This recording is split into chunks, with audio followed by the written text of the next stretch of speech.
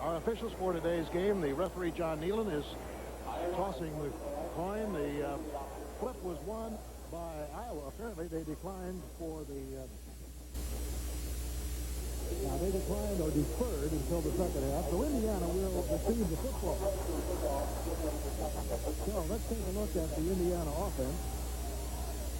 Here they are, the linemen in the back row. Guard Jeff Lameron. Tackle 270-pounder Kevin Allen next to him. And then on the right in the back row is Jerry Page at 265. In the front row, tackle Bob Riley. And the center is Tom Van Dyke at 264. In the receiving corps for the Indiana offense today, the tight ends in the back row are Chris Cook, number 90, and Dave Lilja, number 82. And the wideouts in the front row, Len Kennebrew on the left, and Benny Jones is on the right. In the backfield, Steve Bradley, number 10, and number 1 is Larry Streeter, starting his very first game as a running back. He's a former wide receiver. Alex Green in the front row will play a lot, as will Tom Holt, number 16, replacing the injured Doug Wallace at fullback. Now defensively for the Iowa Hawkeyes in the back row, left tackle Paul Hufford averaged 10. Right is Jeff Ross next to him, former backup to Hufford. George Little, the right tackle, is there on the left of the second row, having a very fine year. Dave Strobel, a steady, smart end. Mike Hooks is also in that picture. The two linebackers, Larry Station and Kevin Stickett, wanted to say the best player linebackers in the Big Ten. And a secondary here that has 9 interceptions. In the back row, Mike Stoops and Keith Hunter. And in the front row, Devon Mitchell and Nate Creer. So all in all, it's quite an impressive team, backed up by a couple of fine kickers. Tom Nichols, who does the field goals and PATs on the left, and Gary Costavala, a punter, a walk-on. So we're all set to go as the Hoosiers, dressed in their home uniforms, dark red, the white pants, come out to face the Iowa Hawkeyes. And the Iowa Hawkeyes, as I mentioned, have an added incentive here today. They are alone atop the Big Ten standings coming into this game. A win here today would make it 5-1, since Ohio State now is 4-2. And I would say, Rick Forzano, if you ever needed any inspiration, that coverage against the last week that Wisconsin has defeated Ohio State was it. Oh, certainly Hayden Fry. We talked about it yesterday to the whole Iowa football team. What about Ohio State? What about Ohio State, Wisconsin? I think it was a little too hard for them to believe that Wisconsin could beat Ohio State. But now that they have, it is incentive, and I will agree. But I believe Indiana has incentive. This is Parents' Day, and football teams play better in front of their parents. All right, we're getting ready now as we have Alex Green deep along with Jim Caldwell on the far side and Todd Hensley on the near side. Getting ready to kick is Tom Nichols, who is talking with John Neal. I think we also give you the other officials today. The umpire is Tom Barnes. The line judge is Jim Keel. The field judge is Mark Falk. The side judge is Glenn Fortin. And the back judge is Harold Mitchell. So these men in the stripes today officiating this game, which is the 52nd renewal of a rivalry that began in 1912. The last IU win was at Iowa City, 30-26 in 79, and the last IU win at home here was in 78. Here is the booth. Going to Alex Green, who lets it go out of the end zone. So the Indiana Hoosiers now will line up. Steve Bradley, and I first look at him, one of the really all-around players in college football today. Number 10, a former All-Stater from Knox, Indiana. Not a very big high school, and I think all the more reason that you should give him a tremendous amount of credit to come in here and be number 2 in football.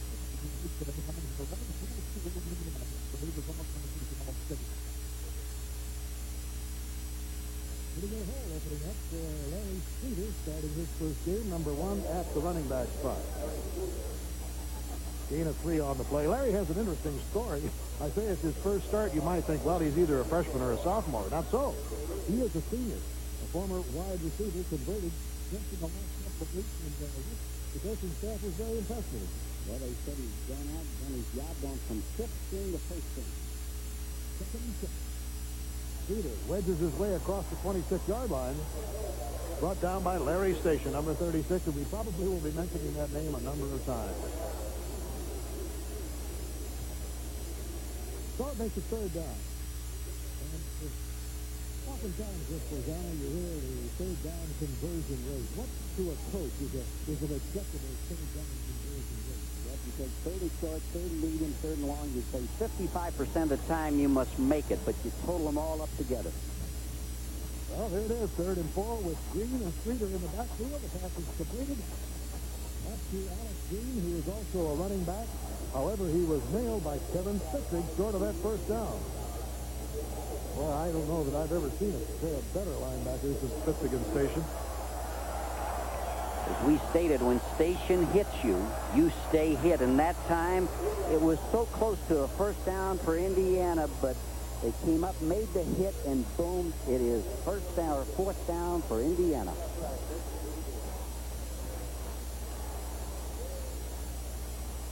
Robert Smith is back, and Chuck Rasmick, with a 44.6 average, will do the kicking. Pretty stiff wind he's kicking into, coming in from the south. It is taken by Robert Smith, and he is snagged at the 37-yard line. Brought down by Charles Mallory, no relation to the coach, the defensive end out of Los Angeles. So little Robert Smith, keep your eye on him today, number 2. He has that sprinter speed out of Dallas. The Iowa offense, we'll take a look at them now as we looked at Bill Glass, Wester, Haight, O'Brien, and Findlinger up front. Findlinger right here in the foreground is the 240-pound sophomore center. 1st and 10 on the 39. Ronnie Harmon fumbled the ball at the 41-yard line. The question is, when he was hit by Mark Weiler, was his progress stopped? It was, and it'll be a 2nd down. These are the receivers. That's Robert Smith in the back, the world-class sprinter. And Jonathan Hayes and Billy Happel in the front row. And in the backfield, Ronnie Harmon in the back. And he's flanked there by Chuck Long, the quarterback, and Tom Sennett starting today in place of Owen Gill at fullback. Sennett wearing number 17. Fake draw, and Long fires it complete to Ronnie Harmon at the 44-yard line. The Indiana defensive alignment will have Schmidt, Wiedenbetter in the back row, Vince Fisher and Mike McCurry in the front row. Then we've got Joe Fitzgerald and Mark Weiler, the linebackers, and in front of them, Charles Mallory and Lou Christofoli. 1st down on the 44. Ronnie Harmon again. Every time that Iowa's run a play, Ronnie Harmon seems to have touched the ball. Well, when you have a great one like Ronnie Harmon, let him carry it. In the secondary, 3 of the 4 are seniors. Chris Sigler and Mike Pendleton in the back row. Leonard Bell in the front row, number 44, is the only junior. And Nate Borders is next to him, also a cornerback and a senior. And the kickers, Mark Rogers on the left and Chuck Rasmick, the punter. So we're back to a 2nd and 8 situation on the 42-yard line. No score in the game. We've just begun from Bloomington. Down the middle goes Long, but it's much too far. Intended for Bill Happel. Leonard Bell covering on the play. Boy, Happel had a great game last week. And a look at Long. The thing that impresses you about Long, look how tall he is. He's 6'4", got great vision, and was the unanimous All-Big Ten quarterback a year ago. And 65% of his passes he's completed. And I've said many times, Bill, that's 65%. That's tough to do without any defense out there at all. Aren't those statistics impressive? 11 touchdowns and only 6 interceptions for him. 3rd down and 8 from midfield. He's got Ronnie Harmon. And Harmon is knocked down before he can get to the first down point. At the 36, Joe Fitzgerald, number 62, brings him down. Ronnie Harmon has got 23 balls coming into this ball game. The 2nd leading pass receiver at Iowa. A little goes down into that area between the cornerback and the linebacker. Sits down in the dead area, but Indiana reacts. It's 4th down, Iowa. 4th down for the Hawkeyes, and that will give the Indiana Hoosiers a big boost, being able to hold them. But look at this. No chance to punt, he says. We're going to go for it. Harmon swinging outside. He makes a first down, and he's going to go all the way. Nobody will touch Ronnie Harmon for a touchdown. Everybody bunched in there close to try to stop a thrust. Mark Weiler actually had him in his grasp, number 37, and Ronnie Harmon just scooted the rest of the way. Excellent strategic call by the Iowa offensive coaches. Everybody's bunched inside, as you pointed out, Bill. Good blocking on the outside. Harmon splits the block right there, turns it up the field. Touchdown, Iowa. You cannot let Harmon get to the outside. Did you see that last desperate grab that Weiler had on him? He had a hold of it, but that's not enough to hold Harmon. 35-yard run for Ronnie Harmon. And here's the point by Nickel. It's up, and it is good. And so with 10 minutes and 45 seconds to go in the first quarter, it is 7-0 Iowa. And we'll be back with the Big Ten Game of the Week right after this message.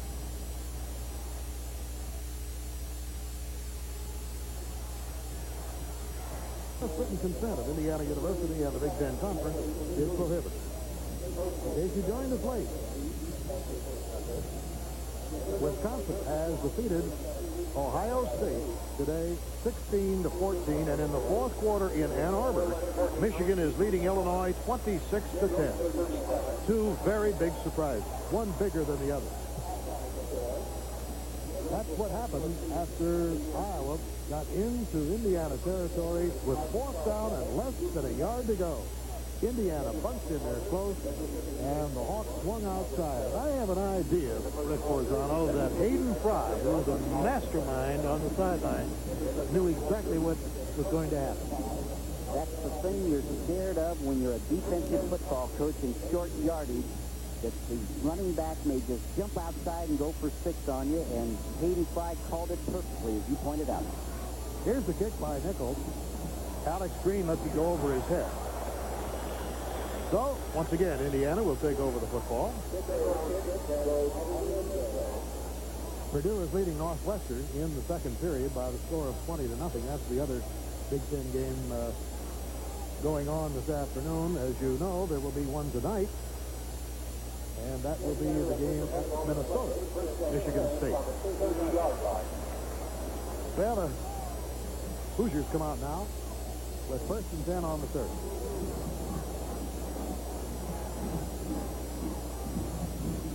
Bradley handing it to Streeter, but there's nothing doing. Kevin Spitzig makes the stop at Larry's station. There's Hayden Fry, 56 years old, on the sideline, the 6th year at Iowa.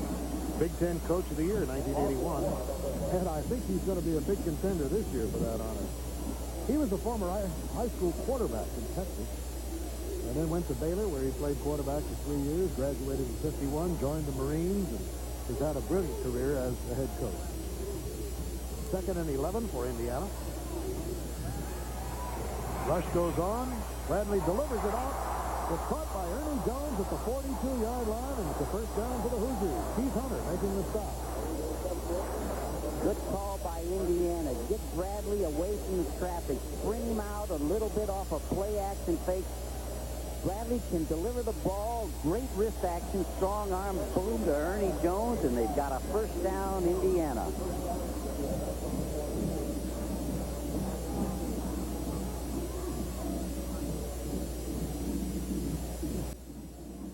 And off to a nice hold to Larry Streeter, who gets it almost to midfield. Mike Stoops, number 41, the strong safety man, has to bring him down. Station and Spitzig, 36 and 38 respectively, take on the blockers, react to the ball, but they are blocked very well by the Indiana offensive linemen, and that's what you have to do to the Iowa defense. Block those linebackers. Kennebrew comes out wide to the right.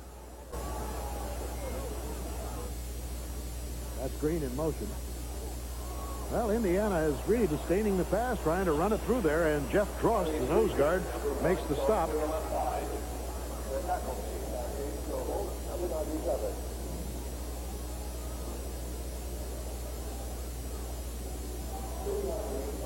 Third down. Well, there's an update on that big game between Michigan and Illinois with 2 minutes to go in Ann Arbor, 26-18. Well, anything can happen with Jack Trudeau at the throttle. Third down and 2. Bradley can't find anybody, so he'll run it. And he's got his first down, falls over his own man at the 44-yard line, and Mike Hooks has to come up to make the stop. Tom Post, you'll see on the replay, number 16, the fullback, blocking. Steve Bradley pulls the ball down because there is no one open downfield. Very intelligent on Steve Bradley's part. Let's don't have a turnover. Let's just make the first down. Keep possession, because if we have possession, Iowa does not have their great offense on the field. Good play, Steve Bradley. That's his rushing for this year. Not impressive, but not important. Here's Bradley throwing down deep, and it's caught. A great reception by Len Kennebrew at the 7-yard line. Did you see the move he put on Devon Mitchell? Kennebrew puts on a great move, but give credit to Steve Bradley for a great fake. Faking the ball. The Iowa defense was completely fooled. He bellied the ball. No one knew that Bradley had the ball. He squares his shoulders and throws to Kennebrew, who comes back on the football. Shows great intelligence to the receiver. First down, Indiana. Milja and Chris Cook have gone in as two tight ends. First and goal to go for Indiana. Streeter hit hard at the 4-yard line by Mike Stoops, number 41, in on the play also, Larry Station, and number 37 in there is George Davis. Here's where it gets tough, especially against great defensive teams like Iowa. You have second down. I don't believe you're going to be able to stuff it right inside. You're going to have some kind of action to come outside with a football if you're Indiana. Second and goal. Not much in there in the middle. Alex Green brought down by Hufford and Dross. 64 and 76. Alex Green looking over the defense. The ball is placed down on the 2.5-yard line. It's 7-0 Iowa, but the Hoosiers now, with 7:21 to go in this first quarter, are right down there. Do you know that Iowa has not allowed a touchdown in 12 consecutive quarters? You think that defense doesn't have pride and doesn't want that record unblemished? Look at that. Larry Streeter, and seeping in behind very, very fast was, I believe, Kevin Spitzig. Number 97. No, it was Strobel. Your defense is as good as they can be inside the 5-yard line, and Iowa is awesome. There's going to be a timeout here for Indiana. Indiana knows this is a critical situation. They've got to get some points. Got behind the secondary, and listen to those Hoosiers roar. No one told Indiana. No one told Indiana that they couldn't win this football game, baby. The Indiana football team feels they can do it, and they have Bradley who can run out, and this is one of the toughest throws, is a throw back across the green. He found Lilja in the end zone. Touchdown, Indiana. And that breaks a long string, Rick. It certainly does. Now to try for the extra point is Mark Rogers. It's up, and it's good, and it's all time. Coach Bill Mallory. Well, I'll tell you, he must have been jumping up and down for joy on that sideline when that play clicked perfectly. And I'm sure that Bill had the masterminding of it, because they called a timeout, and that was the drive of 70 yards. The big play, of course, was the long pass of Bradley to Kennebrew. Doug Smith, the barefoot. They'll kick off. Harmon and Smith back. Ronnie Harmon takes it. Down on the 22. Will that fire up the defense, Rick Forzano? It certainly will. When you can score a touchdown, kick off, and have great coverage and keep a team down there around the 20-yard line, the Indiana defense feels, hey, we've got a chance. Checking the lineup now. Ronnie Harmon will be the running back. Sennett will be the fullback. And in case you joined us late, the reason that Owen Gill is not here today, he has a bruised kidney and under doctor's orders stayed back in Iowa City.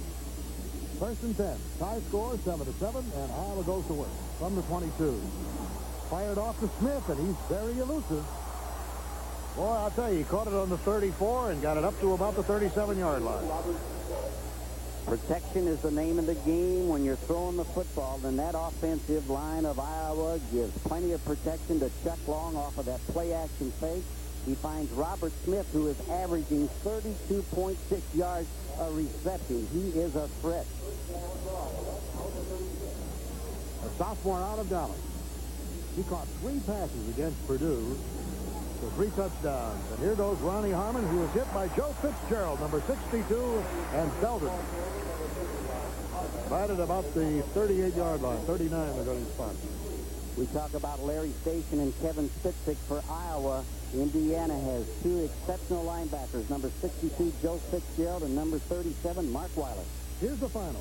Michigan has defeated Illinois 26-18 to hand the Illini their 3rd loss. And that means, of course, that there will not be a defending champion repeat this year. 2nd down. 6. Oh, nice little safety valve for Ronnie Harmon, and they couldn't find a better man to throw to, and he's down at the 50-yard line by Nate Borders, senior cornerback out of Bombell, Pennsylvania. Peripheral vision. Chuck Long sees the entire field. He was going downfield deep. The man was covered. He looked into the sideline to number 31, Ronnie Harmon, and put the ball to him, made something happen. 1st down, Iowa. Well, we thought it was going to be a topsy-turvy Big Ten race this year, and it certainly is proving to be so. The interesting thing about it is that right now, the wish that Hayden Fry had before the game could come true. He said, all we want to be able to do is to control our own destiny. We feel we can. Well, because Wisconsin beat Ohio State, Iowa now is in control. Look at this. Chuck Mallory, defensive end, came charging in and knocks Long down. Charles Mallory, number 86, from the right linebacker or right end position, keeps coming. He's blocked, but he keeps coming. He defeats the blocker. He won't give up, but give credit to the Indiana secondary. There was no one for Long to throw to. Good, complete defense by Indiana. Number 86 says, I've got to keep coming. I've got to keep coming.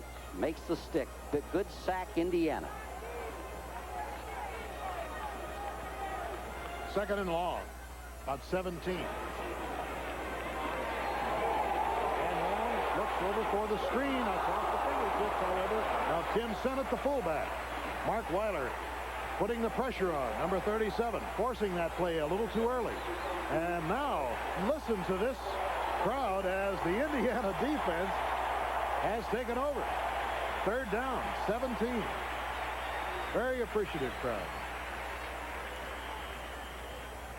The Indiana people are so much behind their football team and Bill Mallory. You wouldn't think they were 0-7 here when we were around here yesterday. They are really enthusiastic, and that's great. Well, actually, they're 0-12. If you put it all together, 12 consecutive losses. If you're a coach, you only look at it as 0-7. On the draw, Tim Sennett, the fullback, is smashed, getting only a couple of yards on the play, and he is really wiped out. Vince Fisher, I believe, number 58, was the man at defense to draw. Rob Schmidt and Vince Fisher. Vince Fisher, 58. They have a little stunt in the middle between 91 and 58. They come back on him and make the tackle, and look at the gain tackling. Everyone's at the football. Good play. And here is the punt by Costrabella, coming down to Chris Sigler. Fair catch at the 17-yard line. And so the Indiana Hoosiers have held this vaunted Iowa offense, and Indiana will get an opportunity now. And you have sort of a cavalier approach to a game like this when you've got nothing to lose and everything to win. Timeout. Team goes, they're going to get confidence. Indiana's offense is going to come on out. They're owning the line of scrimmage on this play. Number 65, Jeff Lamoureux, makes a good trap block. Streeter follows him. 2nd down. Tom Post, the fullback, number 16. He's the only back. Bradley rifles it out to the sideline. It's caught by Ernie Jones, and he's out of bounds at the 27-yard line. Keith Hunter on his back. You know, when you realize that 6 of the 7 games that Indiana has lost this year have been by an average of 1 touchdown. Mix it up. Run the ball to your tailbacks. Throw the ball out. Get those cornerbacks off and hit Ernie Jones on the sideline. 1st down. Good play calling by Indiana. 3 minutes, 7 seconds to go in the 1st quarter. It's 7-7 in this one. Iowa moved down with a fine 35-yard run by Ronnie Harmon. Oh, and a fumble, a loose ball, and it's covered by Iowa at the 33-yard line. Larry Streeter just shoveled past that ball forward. An unfortunate break for Indiana. This is something Indiana cannot afford. It looked like the handoff was there. Streeter just didn't put it away. Big takeaway, Iowa. They have fine field position. Number 97, Dave Strobel, recovered it. Now, he just never had the ball, did he? I believe Streeter had his elbow down and didn't leave a pocket in there for Bradley to put the ball. So, big turnover here, giving Iowa the football at the 33-yard line.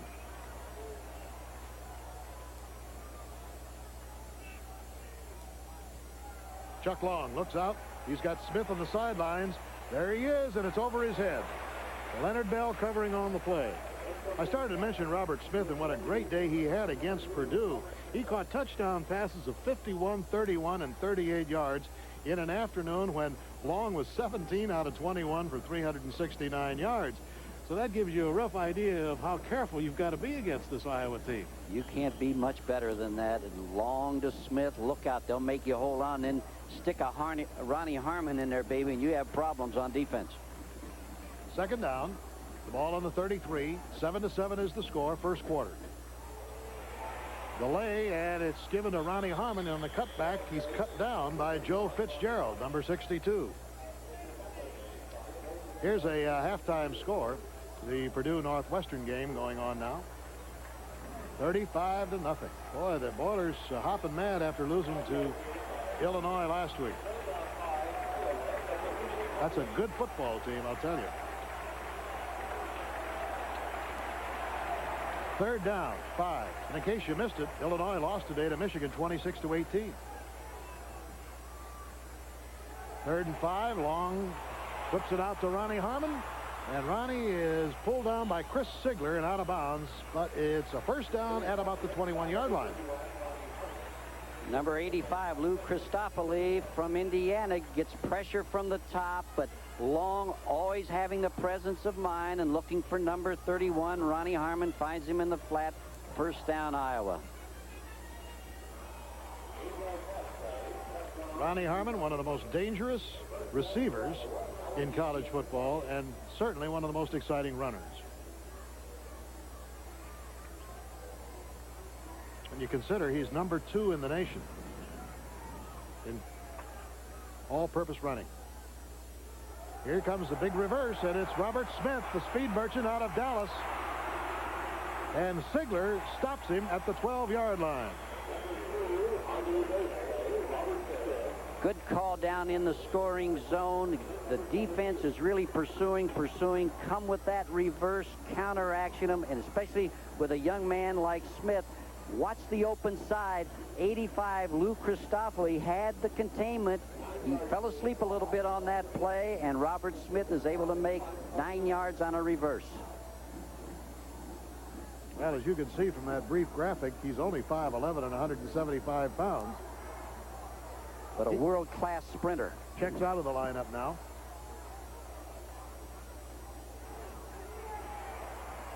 Ronnie Harmon.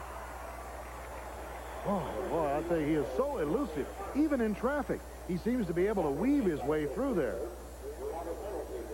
There's a marker down on the field. And it's going to be against Iowa. Well, the last time Indiana won at home against Iowa was way back in '78. 34-14. It's all tied now, 7-7, and that penalty is going to set the Hawks back a little bit. But they are threatening. Bill, we saw it yesterday. The motto for the Indiana football team is win this one for the seniors. Illegal use of the hands on the offense. 5-yard penalty. Still second down. Tom Weidenbenner has gone in at left tackle defensively in place of Mike McCurry. So they've got Mallory, Weidenbenner, Fisher, Schmidt, and Christopoli, with Weiler, Bell, Fitzgerald as the linebackers. The corners are Pendleton and Borders, and the free safety is Sigler. Now we're looking at the Hawks as Chuck Long will receive something from Bill Happel, number 40 there. We have a second down and about 1. Well, let's call it 1.5.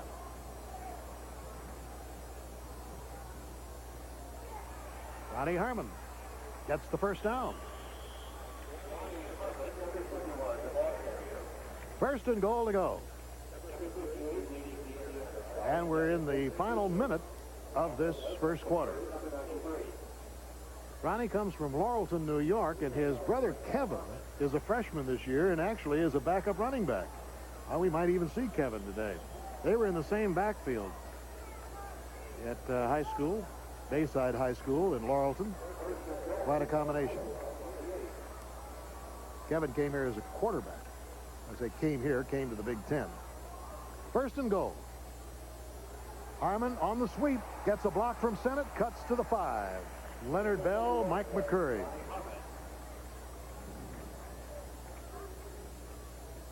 Well, Indiana, after being stung with a 7-0 count, came right back up the field, moved in for the touchdown, and we have a 7-7 tie right now, as we have a beautiful sunshiny fall afternoon here in Bloomington. Temperature about 75 degrees. And the clock will run out before another play can be run here in this first quarter. And so that is the end of the first period of play. And the score stadium in Bloomington, Indiana. The Hoosiers backed up against their goal line. It is 2nd down and 5 for Iowa. It's a tie score at 7. Long flips it into the end zone. Touchdown. Jonathan Hayes, the tight end out of South Fayette, Pennsylvania, makes the score.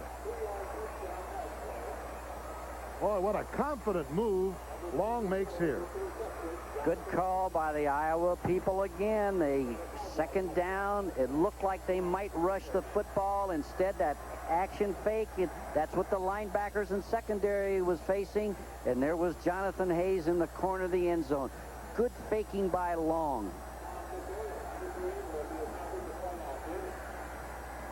All right, here's the try for a point as Mark Vlasic will hold. Nichols' foot is up into the ball, and he kicks it very high, and it's good. And the fumble. Here's the touchdown play. Good quarterbacks can do a lot of things, and one of the things they must do is fake, so they set up so the receiver, like Jonathan Hayes, can get in behind the secondary and be free for a touchdown.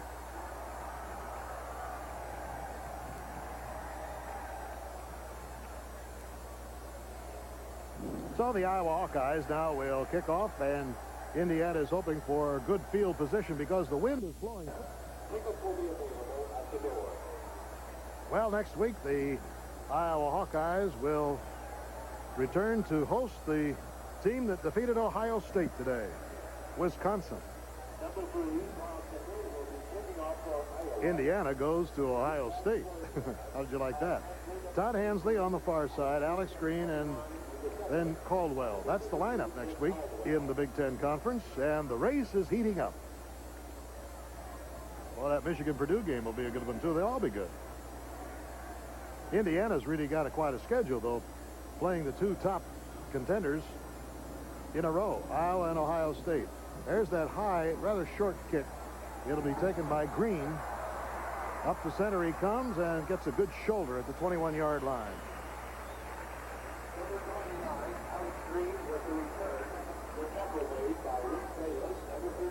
So the offensive backfield will have Steve Bradley, number 10 at quarterback, Larry Streeter at the running back, number 1.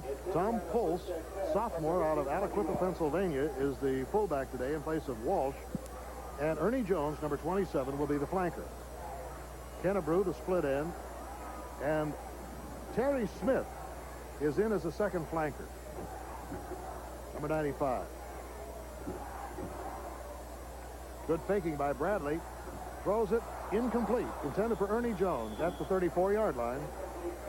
Covering on the play, Mike Stoops. Ernie Jones is just a freshman. It's rather unusual for a freshman to start. He's from Elkhart, Indiana, former All-State basketball and football player, and was the most valuable player as a wide receiver and as a defensive player. So he's very versatile, and that's the reason he's starting as a freshman.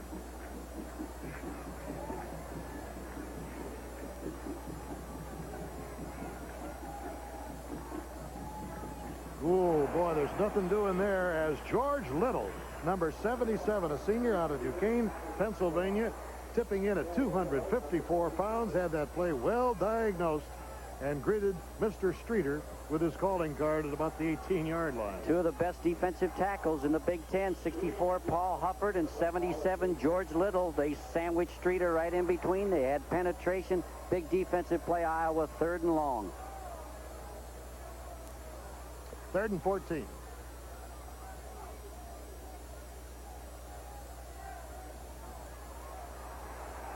Bradley throws to the sidelines. Whew. Taking a dive for it was Ernie Jones right into the Indiana bench. Nate Creer covering on the play along with Ken Sims. And Jones stays right there. 4th down and 14. Good thinking by, Bill, by the offensive coach of Indiana. They'll get Steve Bradley outside and away from that rush. But Iowa still was able to get penetration. I believe that Jones was going to be open at the sideline, but Bradley couldn't throw it. Senior out of Naples, Florida is Chuck Rasmick, number 6. He has a 67-yarder to his credit this year, and he's got a big win behind him now. Look at this kick. Oh, it's a cannon shot. All the way back to the 15-yard line as Robert Smith gathers it in, shrugs off one tackle, and is pulled down on the 21. What a kick. That ball had helium in it. It just took off. 65 yards. So with 13:47 to go in this first half, the score 14-7 Iowa. We'll be back with the Big Ten Game of the Week right after this message.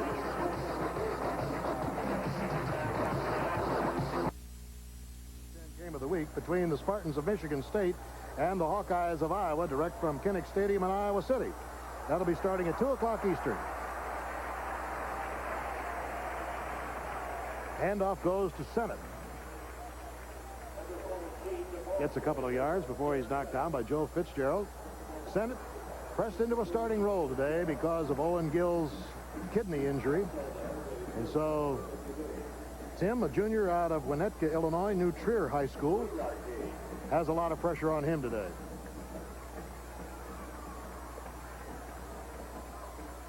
Second down and 8.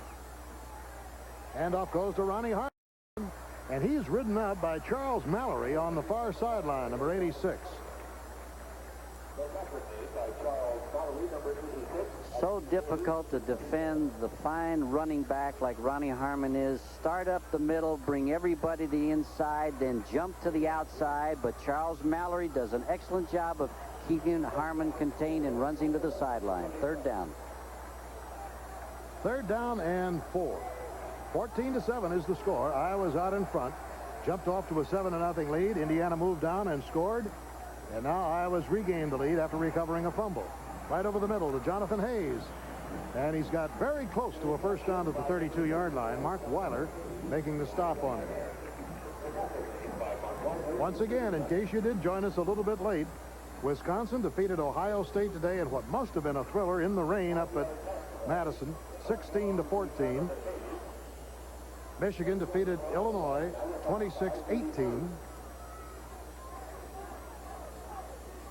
And we have a first down for the Hawks. Number 34 there coming out is Jonathan Hayes on the 32-yard line. Ronnie Harmon finds a very small crack in that line, and look how many yards he can get just with a small opening, Rick. You described it, a small crack, and you don't coach it, you don't teach it. Ronnie Harmon just has natural instincts and to find the opening. From his tailback position, the counter action with Kelly O'Brien leading him. There's not much there, but he just finds a little seam, jumps over it, and picks up. Great back, Ronnie Harmon. It makes it second down, about 3. The ball is on the 38-yard line. Now, look at that move. He was absolutely stopped at the line of scrimmage and danced outside and is still almost on his feet before he goes out of bounds. Mike Pendleton finally forcing him out. Hayden Fry said yesterday, he said, you know, I don't believe I have seen in all the film this year anybody get a straight hit on him. He's so strong, and he's 5'11", 196. Balance. You're always looking for the back with balance and strength, and he has it. He just sheds the tackles. Ronnie Harmon is a complete back. First down.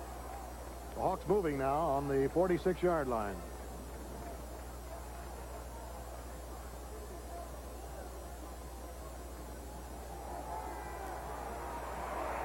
Down he goes on the sack. At the 38-yard line, Charles Mallory seeping in from behind. The defensive end, or what you might call a linebacker on the left side, an outside linebacker. Charles Mallory's second sack today, just penetrating from the outside. A good call by Iowa after running play action, but Mallory is blocked and keeps coming. I have a lot of respect for Charles Mallory. That's the second time he's been blocked and wouldn't give up. Iowa has a total of 8 first downs. Indiana has 4.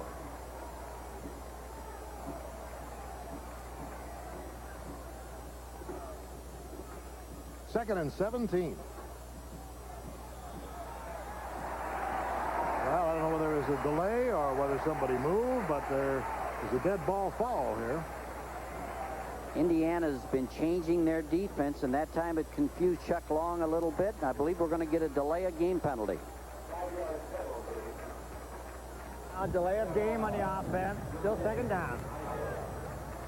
Indiana has Dave Zizda, number 53, as the middle guard, along with Weidenbender at left tackle. Their backups for Fisher and McCurry. There's a good look at Hayden Fry, who admitted yesterday he was very nervous about this game. He looks like he's nervous as he's pacing the sidelines and wearing a regular trench over there. Nice floating pass into the arms of Robert Smith. He's out of bounds, short of midfield, forced out by Mike Pendleton. Indiana's secondary has been a secondary that's had to support an awful lot on the run. Today they have to support the run and the pass. You see them dropping back into their zones, but a nice little move by Robert Smith to the sideline, and Long puts it on the money. Long, I want to repeat, the coaches say at Iowa that he's a better thrower on the run than he is on the straight drop back. 14 yards on the play. Third down, 7.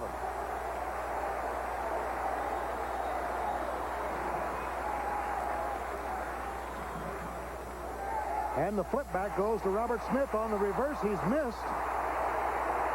And down he goes at the 40. Dave Zizda was the man that first made penetration. Leonard Bell got through, number 44.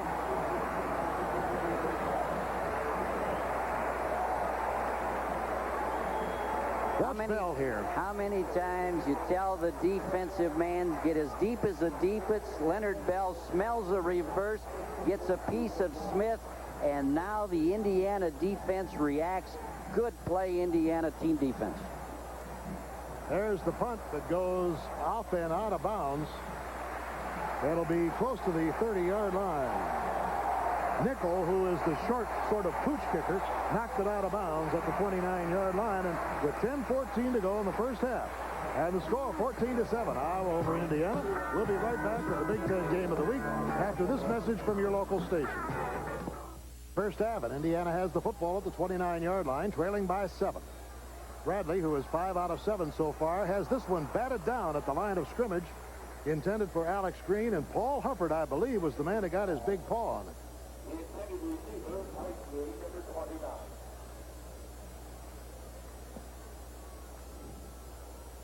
Bradley talking things over.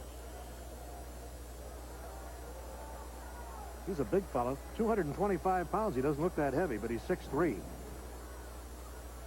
Second and 10. Nice little delay, and the hole opens for Streeter. Boy, he was hugging that ball that time, wasn't he, Rick? He didn't want to repeat of what happened the last time.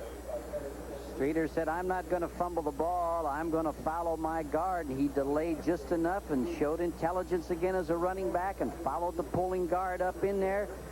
Station and Spitzig, the 2 linebackers for Iowa, must be blocked on every play, and they were that time, and that's how Streeter could turn it upfield. Third down and 2. Quick one over the middle, but it is incomplete to Lilja. Tried to run before he had it in his grasp. Kevin Spitzig covering on the play, and it'll bring up 4th down. Lilja has 2 brothers who played Big Ten football. George played at Michigan, and his other brother played at Northwestern. And Rasmick, now with the wind to his back, will do the punting. The last time he boomed one, It was 65 yards. Just too short of his long of the year.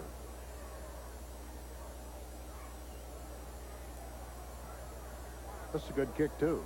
Kicks it away from Smith. Smith covers it quickly. All red jerseys, and Smith scampers out of bounds at about the 25-yard line. So with 9:29 to go in the first half, and the score 14-7, Iowa over Indiana. We'll be right back with the Big Ten Game of the Week after this message from your local station. From the Iowa Hawkeyes, first down on the 25-yard line as they're bathed in sunshine here in Bloomington on a beautiful afternoon, and then they're holding a 14-7 lead. Hole opens up for Ronnie Harmon, but he's spun around by Rob Schmidt, number 91, and he couldn't get back through it.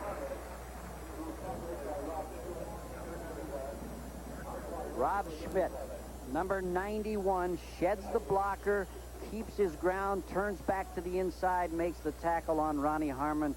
Rob Schmidt played it just like you're supposed to on defense. Shed the offensive man. No gain on the play.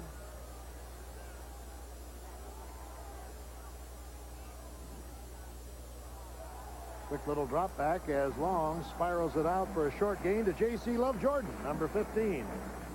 5-yard gain, and Leonard Bell makes the stop. I remember J.C. Love Jordan scoring a big touchdown against Ohio State this year. He's the young man I called Lovejoy instead of Love Jordan. Right. Senior out of Robbins, Illinois. There was an Indiana player who made the stop on that play who is still down on the far sideline at the 28-yard line. That's Leonard Bell, number 44, as Hayden Fry looks on from his side of the field. Indiana can ill afford to lose Leonard Bell. They've already lost one strong safety, and Bob Garrison with a knee for the year. Leonard is a junior. Shear reacts very well to the thrown ball, makes the tackle on Love Jordan, and it's tough to tell how he is injured. He's coming off the field on his own power, though. That's great. Just had the wind knocked out of him, I believe. He caught that shoe right in the stomach. The best defensive back that Indiana has, Leonard Bell. Keith Morgan, a freshman, goes in place of it. Number 41. I wonder if that will be exploited. Tell you, Hayden doesn't miss much. He sure doesn't. He makes great game adjustments. Third down and 6. The ball on the 29. Fake draw. That was Morgan who got in on him. And the ball is delivered off, and it is down. Ronnie Harmon at the 21 took some punishment on that one. Keith Morgan, the man we just mentioned, number 41, was the first man in there. He said, "Play me, coach, I'm ready." You're right, and from ground level, the pressure, it's a screen out to the left side, but they have Harmon pretty well covered. Long will eventually go to Harmon, but boy, the Indiana defense put pressure and great coverage on the screen. Fourth down, Iowa has to punt. Castrobala, who's the long punter, puts his foot into this one. It catches the wind, however, and floats backward and will go out of bounds very close to midfield, 49-yard line. So Indiana really has good field position now. A 29-yard kick by Iowa. Listen to these Hoosier fans.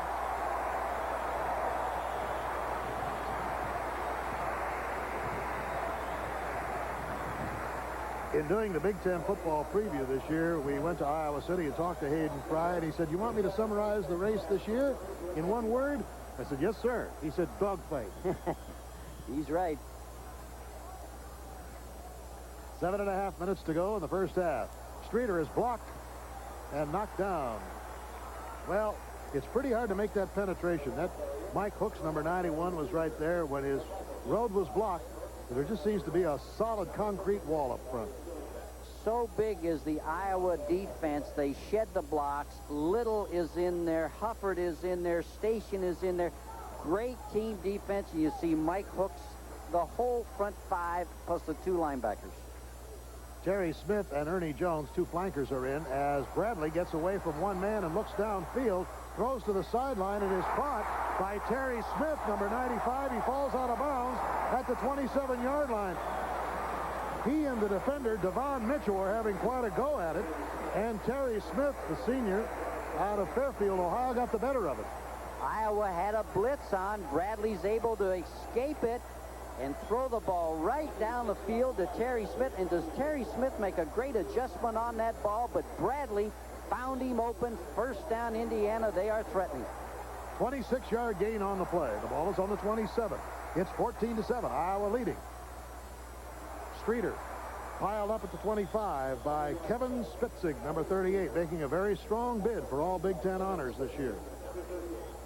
Kevin Spitzig just split the guards and the offensive line at Indiana and just moved right to the football and tackled Streeter. Spitzig can play football at that linebacker position. Kennebrew goes out wide to the right. Chris Cook is in as the tight end in place of Lilja. It's 2nd down and 8. And Bradley makes the fake, keeps the ball. He's fooled everybody. Goes to the 15, falls down on the 10-yard line. First down as Keith Hunter spilled him. I'll tell you, Bradley has had 2 of the best fakes I've seen all year. You're right. You called it, and Bradley faked it. Watch number 64 come upfield, and Hufford does not know where the ball is. And Bradley just turns it right up the field and says, hey, I will do it myself. Great faking, great call, and Indiana is inside the 10. Steve Bradley now has his team 1st and goal to go on the 9. Streeter is blocked out. Boy, what a move there on number 41 and 14, Hunter and Stoops. Why is Iowa a good defensive football team? Because their players don't get knocked off of their feet. Watch the whole defense of Iowa come over to the football. They're all up on their feet. They're all around the football. Good team defense, Iowa. 2nd down and 10. Jack Walsh has come in at fullback. He's the veteran who's been nursing an injury this week and did not start, but he's in the lineup now, number 34. They fake to him, and Bradley throws a lob in the end zone. It is caught. Touchdown. Kennebrew reached up and stabbed that ball for 6. Courage, courage. Indiana against a great Iowa football team. Bradley, what an adjustment. Play action fake, throws way off balance and finds Kennebrew in the corner of the end zone. Now you must have great arm strength to throw a football like this off of your back foot, lay it up. I have so much respect for Bradley. Is he coming back? I have a lot for Kennebrew. Boy, oh boy, I'll tell you, that was some catch with a very fine defender, Creer, on his back. Kick is up by Mark Rogers. It's good, and we are all tied with 5 minutes and 51 seconds to go in the first half. It's Iowa 14, Indiana 14. We'll be back with the Big Ten Game of the Week after this message. Well, that short kick proved to be a mistake. Field position. It gave Indiana a chance to freewheel in there, and they did it and took it in for a touchdown.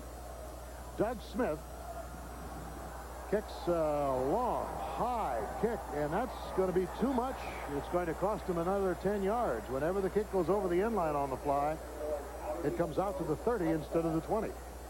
I certainly hope that one of the first things they do when this season is over, the Rules Committee, that is, changes that rule. I think it just penalizes kickers when they kick it out of the end zone, comes out to the 30. It's wrong. You know, you're going to find just as many people who will argue the other side of it, saying that there's more returning and it's more exciting. Are any of them coaches, though? See, you showed your true colors.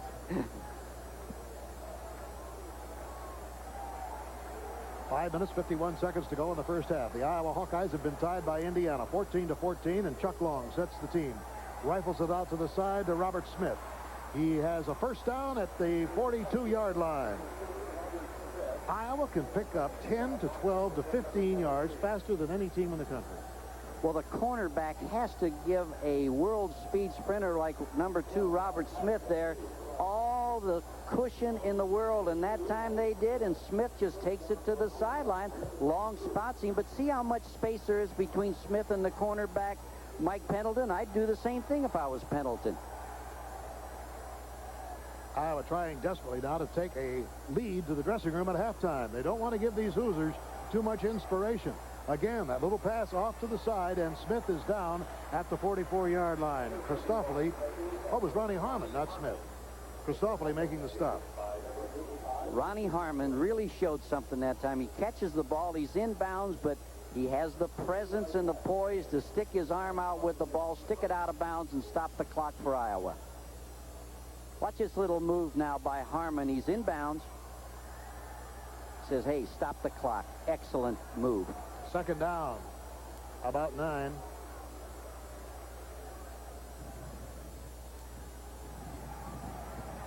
Three times in a row, they go to the same spot on the football field. This for the second time in a row to Ronnie Harmon. They say, well, if you're going to give it to us, we'll take it. Nate Borders, the cornerback on that side, he held on to Harmon, and he kept saying, where's my help? Where's my help? And they finally brought him down. Once again, in case you joined us late, 2 big upsets today in the Big Ten.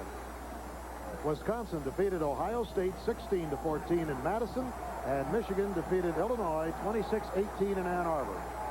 Third down and 5. Big hole opens up for Ronnie Harmon. He wants that sideline highway, and he goes out of bounds at the 30-yard line, forced out by Leonard Bell. What a hole on the right side of that line, opened up by O'Brien and Haight. Watch the counteraction. The fake to the fullback, come with a kick-out block by the guard. Harmon again shows he follows that guard, turns it up. Now he says, I'm going to get out of bounds. I got all I can. First down, Iowa. 19 yards on the play, and that is the 11th first down for Iowa.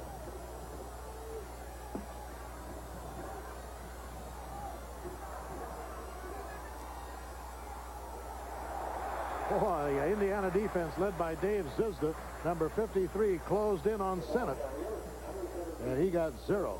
Dave Zizda, number 53, playing right over the center. Watch him get the penetration right there. They were trying to trap, but Zizda got upfield, and when you get penetration, it's tough to get it in, move that ball upfield if you're Iowa. Good play, Indiana defense. Hayden Fry looking over his notes. He spent 11 years at SMU and 6 at North Texas State. He's in his 6th year at Iowa.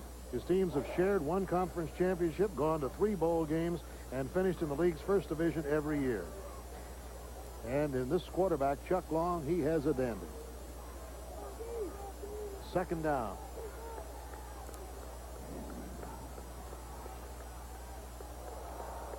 Marker down. Linesman saw the Indiana player go over the line on that incompleted pass to Quinn Early, but it'll cost the Hoosiers 5. Indiana just a little anxious on their blitz.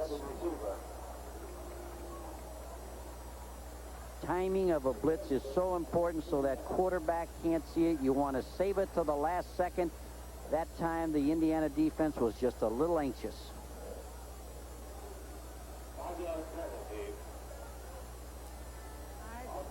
Still second down. 4 minutes and 13 seconds to go in the first half. It's been a great ball game.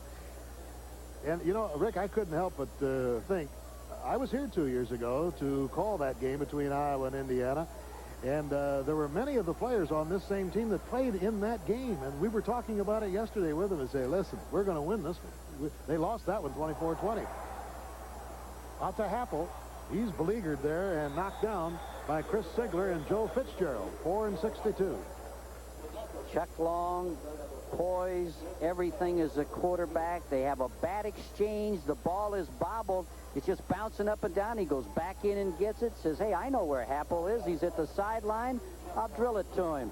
Make something happen. Don't make mistakes. And Long made almost a bad mistake, but, boy, he capitalized. Quinn Early has come in place of Happel as split end, number 1. Third down and 2. Long shuttles across, pitches it back to Harmon. Oh, look at the cut he makes on Sigler. Sigler had a bead on him, but he got an extra 5, and Pendleton brings him down at the 16-yard line. I'm sure number 4, Chris Sigler, the defensive free safety for Indiana, on the option play, and Long just turns it down and pitches it out to Harmon. Sigler misses him there, but Chris Sigler has to know that a lot of people will miss Ronnie Harmon. First down on the 16. 3 minutes and 17 seconds to go in the first half. It's all tied at 14.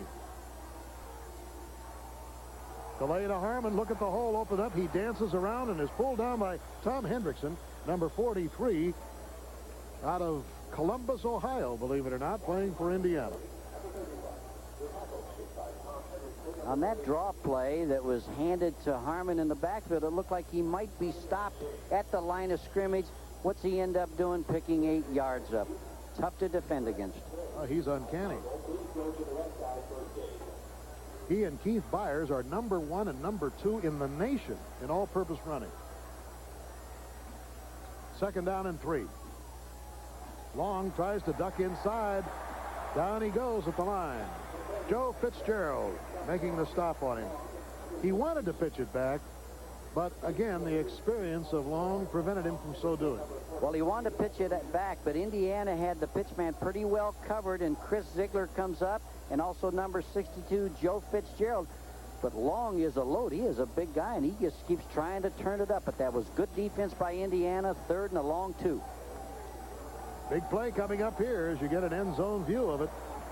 3rd down, 3. The ball is on the 8-yard line, and we have a tie ball game. Long hands it off inside, and it is Ronnie Harmon who dances to the 5. Did he make it for the first down? I believe he might have. Tom Hendrickson made the stop on him. Clock is stopped, 1:47 to go.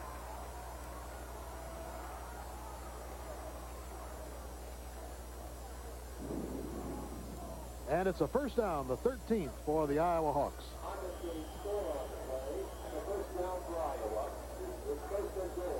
Just a reach-out block. Get your helmet on everybody for the Iowa offensive line, because you have number 31 who will find the seam to the backside, and he gets a first down for Iowa.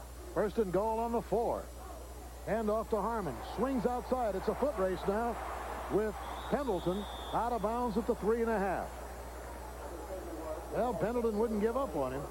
Senior out of Evansville North, number 17. Well, Mike Pendleton had 2 touchdown saves coming into this ball game, and that was a touchdown save, and he used the sideline. He forced Ronnie Harmon right into the sideline. Good play, Mike Pendleton, for Indiana.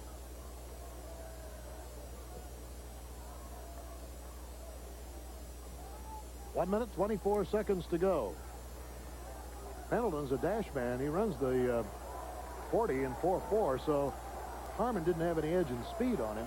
Power I in the backfield. 2nd down. Big pileup. Fred Bush, who went into the lineup for Tim Sennett at fullback. Actually, he was in there with Sennett. They took Happel out on that play, carried it, but no gain. Now, you play defense. You see the reach block by the center. You see all those red jerseys. Boy, that's excellent defense. Get rid of the block and penetrate upfield. The reason for the timeout here is that Chuck Long with a 3rd down. Yeah, there's a good look at Sennett, the fullback, pressed into service as a starter today for Owen Gill. They go with 2 tight ends, Jonathan Hayes and Mike Flagg, 34 and 86. Mike Speakwell for some inside blocking. Happel is out, Sennett and Bush and Harmon in the backfield. Quick pitch to Harmon. Tries to go outside. The red jerseys are there, and he's down for a loss. Wonderful coverage by Indiana, led by Nate Borders, number 24, a senior.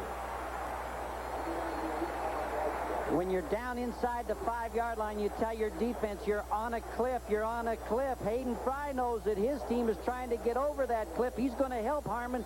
But the Indiana defense is there, and Hayden can do nothing about it. They're going to go for a field goal. Tom Nickel, who is 9 out of 13 this year. This is really a very short one for him, 21 yards. Although it's a difficult angle, it's not good. It is missed. He had the range, but it was off direction. And we still have a tie ball game with 15 seconds to go. Listen to this Indiana crowd.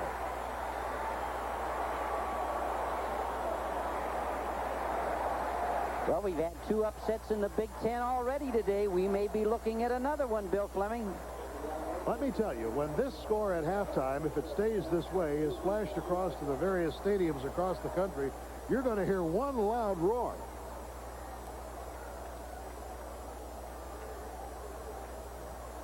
First down for Indiana. Bradley slips it off to Streeter, runs into his own man, and is knocked down at the 22-yard line, and that probably will be the final play. There is a flag, a penalty marker down. It might have been for a late hit. Clock is stopped with 5 seconds to go in the first half. I'll tell you, it's been a great first half of football. Iowa started out 7-0. Indiana came right back and tied it up. Iowa went up 14-7. Indiana came right back and tied it up. That's where we are.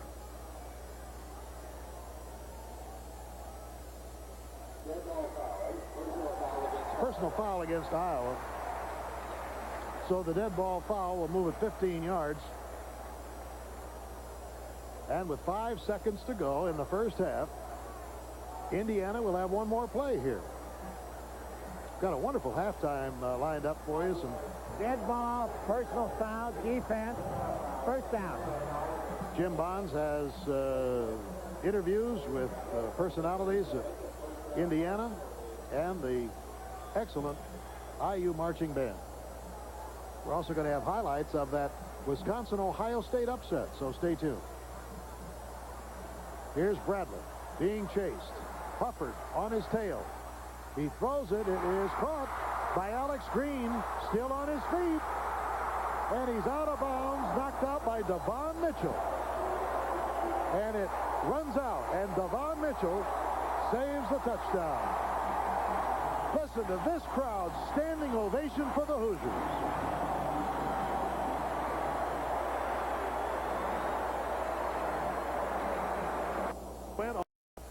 Ronnie Harmon and Robert Smith are the return men for the Hawks, and Doug Smith will do the booting for Indiana. He sails this one almost on a spiral, and for the second time in a row, kicks it out of sight, and it'll come back to the 30.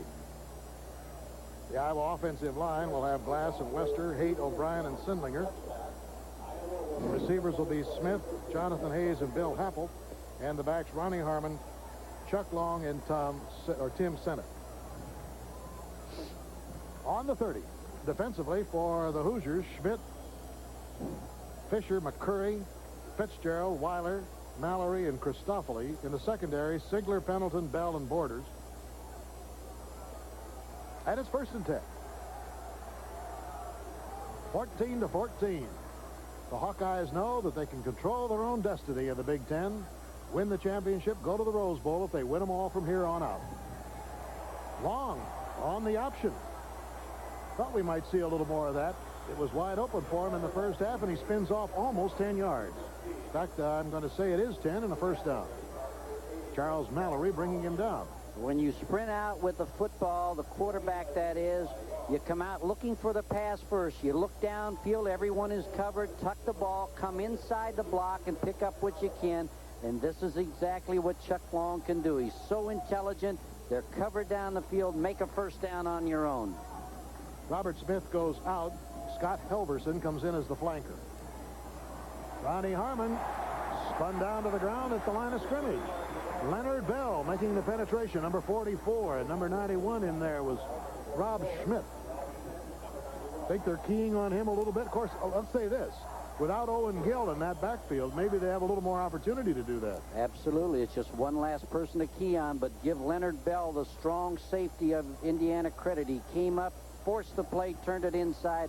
Good play, Indiana defense, Bell in particular. Bush is in there as another blocking back for Long. Gets it over the center, and it is bobbled for a second by Jonathan Hayes. He got 5 on the play, but Mark Weiler, number 37, as you saw, was right on his back. Mark Weiler, number 37, has Jonathan Hayes all the way. And Long is looking for Hayes all over here. Everyone else is covered downfield. Weiler stays with him. As soon as Hayes catches the ball, he's there. That's what a linebacker is supposed to do. React to that thrown ball, 3rd down. 3rd and 5. Big play here. Long shuttles across. Back it goes to Harmon, and he is spilled at the line of scrimmage by Mike Pendleton, number 17. And that will bring up a 4th down. Good defensive call by Indiana. Roll up the secondary, bring the corner to the up so that he can protect on that option play and take the pitch man, which he did, Harmon. Boy, Pendleton was there. Good defense. Indiana again. Tom Nickel, the so-called short putter, is in there, but he puts a big foot into this one to Sigler. He lets it go. Oh, that is going to cost some yardage. That's going to roll out about the 3-yard line. The minute he did it, he threw up his hands and said, oh, no. 2-yard line is where Indiana will take over the football. Never let a punt hit the ground if you can possibly keep it from doing that. They lost a lot of yardage on that one. Indiana did, but it was a good punt by Iowa. Now Iowa's got them backed up. 53 yards, and there's a final. Purdue 49, Northwestern 7. Purdue now is 4-2 in the conference. Michigan is 4-2. Ohio State is 4-2. Two tight ends, Lilja and Cook. Try to wedge it out of a dangerous situation. Steve Bradley pushing it out. Bradley, as I mentioned, is a good-sized quarterback. He's 6'3", 225 pounds. And I think maybe the most important thing about Steve Bradley, number 10, is that he is a junior. Another year, and right now he is thinking, and Bill Mallory is thinking, we've got to get a first down to get it out of here so we can punt the ball out, if nothing else. And Walsh blasts it up over the side. I mentioned earlier that he was from the little town of Knox. You, of course, know where that is. Oh, absolutely. Been there many times. That's near North Judson and Hamlet, Kuntz Lake. Wherever it is, I'll tell you, they had good stock because he's a football player. Steve Bradley, that is. 3rd down and 7. Ernie Jones reporting in the lineup. So the backfield has Bradley, Streeter, Pulse, and Jones for Indiana. 3rd and 7. Just trying to get out and get some breathing room against the toughest defense in the Big Ten. Ooh, a dangerous pass. Double coverage as Keith Hunter was covering Lilja on the play, along with another player, Mike Stoops. Iowa's defense did just what you tell people to do. When you've got a team backed up inside their 10-yard line, you go on offense. Even though you're on defense and you penetrate and you force them back and you make them punt. Do not let them make a first down. Good defense, Iowa.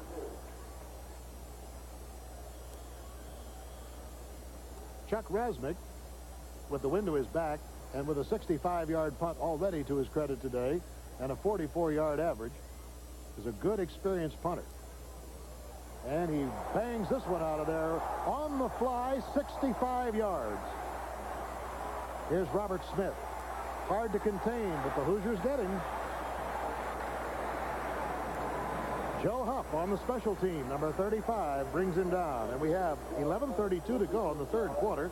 The score is still tied, 14-14. And we'll be back with the Big Ten game of the week after this. With an average of 67,471 viewed 55 home games. I think it was the 27th consecutive year, ever since the records have been kept, as a matter of fact, that the Big Ten has led the nation. First down, and Long has plenty of time. Spirals it right in the pocket to Robert Smith at the 47-yard line of Indiana. You called it. Long had plenty of time, and you give Chuck Long type time, and he's going to find someone open. Just look at, he has it. He can step up into the pocket, find Robert Smith open in that zone between the safety and the corner. He hits him right on the money. First down, Iowa.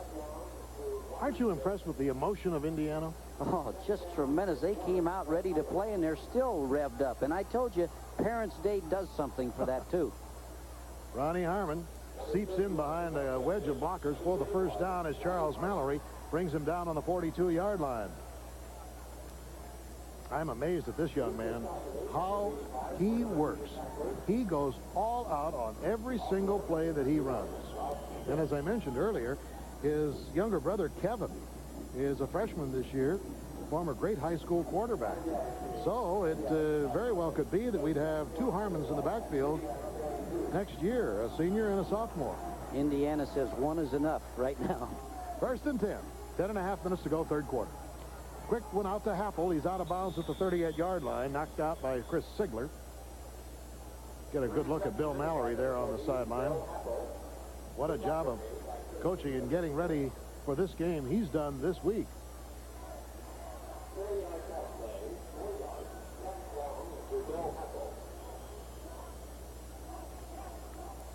Second down. The ball is on, as you can see, just outside the 38-yard line. And we've got a 2nd and 6.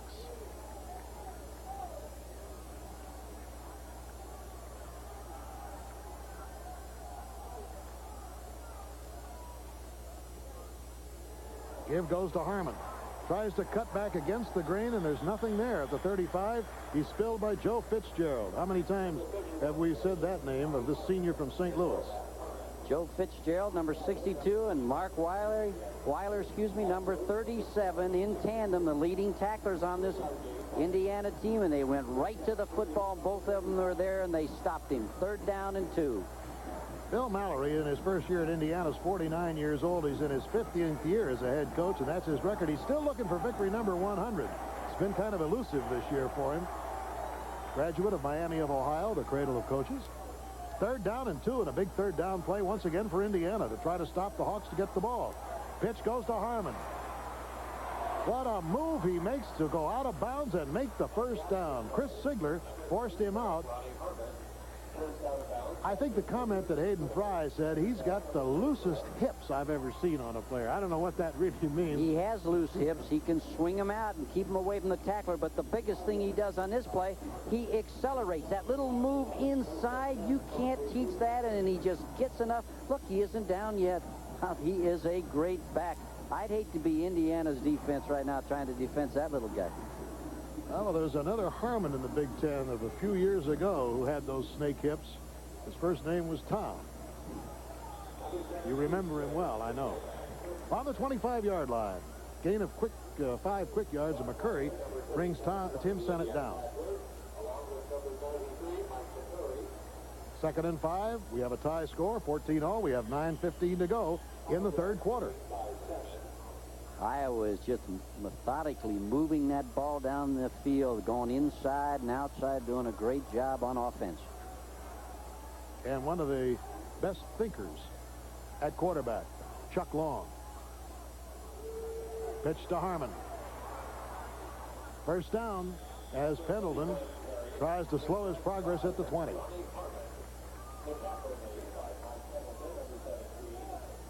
Ronnie Harmon made the run, but Mike Haight, the right offensive tackle, just walled off the Indiana defensive guy from the pursuit, and Harmon, being the runner that it is, just turned it right up the field. 1st down, Iowa. In case you missed it, today Wisconsin defeated Ohio State 16-14, and that is very reminiscent of a game 3 years ago in Madison when it was 24-21, and I'm sure the Buckeyes are licking their wounds coming out of there today with their 2nd Big Ten loss. On the other hand, give credit to the coaching of Dave McClain and his staff for pulling off one of the big upsets. Gain of a couple by Sennett. Give him 2.5. And I think, Rick, as you mentioned, it's a relentless sort of drive. Well, right now it looks like that Iowa's offense is just moving the Indiana defense off the football. And now if Indiana wants to do something, they've got to start getting some penetration and make some plays in the backfield of Iowa. Drop back by Long into the end zone. Happel's got it for a touchdown. Bill Happel slipped behind Nate Borders, number 24, and he was right there when Long delivered it on target. Happel moved in behind Borders, but Chuck Long was able to put the ball and anticipate. Now watch Borders at the top and watch Happel just moving his backside, and the ball is right there, perfectly thrown. A timing pass. 16 yards on the play, climaxing a 9-play drive. Vlasic on the hold. Nichols' try for point is up and good. And Iowa, for the 3rd time today, has regained the lead. 7:43 to go in the 3rd quarter, and it's 21-14. We'll be right back with the Big Ten Game of the Week after this message from your local station.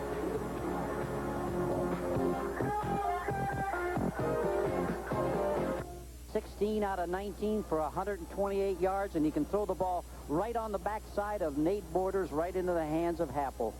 Excellent pass. All right, here's Tom Nichol to do the booting. Alex Green, number 29. Ooh, they're down quickly on him. Number 89 was covering very quickly on that play, Joe Mott. So it'll be first down for Indiana at the 19-yard line. It's all the time it took on that drive. Well mixed up with a pass or two and a sprinkling of a run. And finally the 16-yard strike to Happel. And it's 21-14. We're still in the third quarter, 7.5 minutes to go in it. Bradley looks to the sideline, better hurry. Throws it out of bounds, and boy, covering was George Little. That's twice now. George has been right back in there thundering on top of a ball carrier or a quarterback. George Little, number 77, just comes from his right tackle position. The backside of Bradley is unprotected. Indiana was fortunate on that. That Little put the pressure on him. Little. What a name for a guy who weighs 264.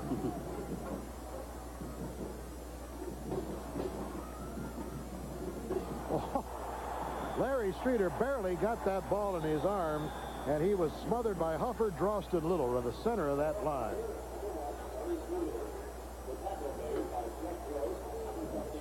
This is the same defense that was so strong a year ago. They're getting stronger every ball game, and boy, they just put the pressure on Streeter. There was no place to go. We talked about third down conversions, and you said 40% would be acceptable. Iowa's got 50%, and Indiana doesn't quite have, what, 13? 14?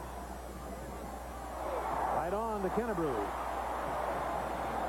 Devon Mitchell covering on the play, but that pass was indefensible. You're right. There is no defense for that play, and give Kennebrew credit because he took it right off the artificial surface right there. Oh, he went right at the ball. Good play and good protection for Bradley. Bradley's having a good day throwing the football also, and he puts the ball right there. You called it. No one can defend that one. First down on the 36. Snagging the ball carrier is Hufford. Oh, he's fast. I'll tell you, he was a great wrestler in high school, number 64 there, and he had probably one of the worst legs that any player ever had to be operated on. As we take a look at Bill Mallory on the sideline. Played for 3 years at Miami of Ohio for Ara Parsegian and one for John Pont. He was a two-way player in his day. Graduated in 57. Wilja can't hang on to it. Let me continue to talk a moment about Bill Mallory because he's done such a great job getting his team ready for this particular game.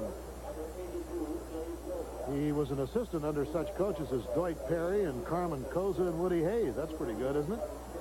And as a head coach, he spent 5 years at Miami, 5 at Colorado, 4 at Northern Illinois before coming here this year to IU. And he was very frank about it when he came. He said, I know I'm going to build everything around this man. Number 10, Steve Bradley. Third down and 10.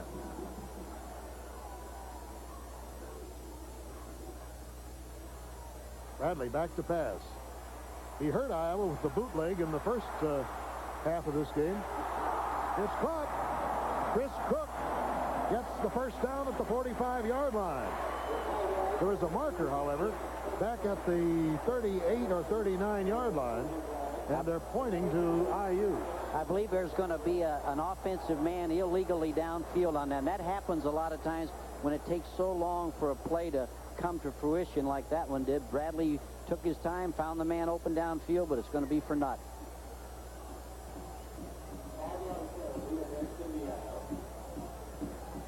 Well, it's only a The offense lost it down, fourth down. That's it. Back to the 31, and of course the most punishing part of that penalty is the loss of down. So it sends Rasnick in the lineup, who's been spectacular today with his kicks. Again, a fairly good breeze blowing in, as the flags on the opposite side will indicate that it's 10 or 15 miles an hour coming in right at the open end of the stadium from our right. That's what's bringing in the warm, soft breezes. Ball is taken, and down he goes. There's a marker.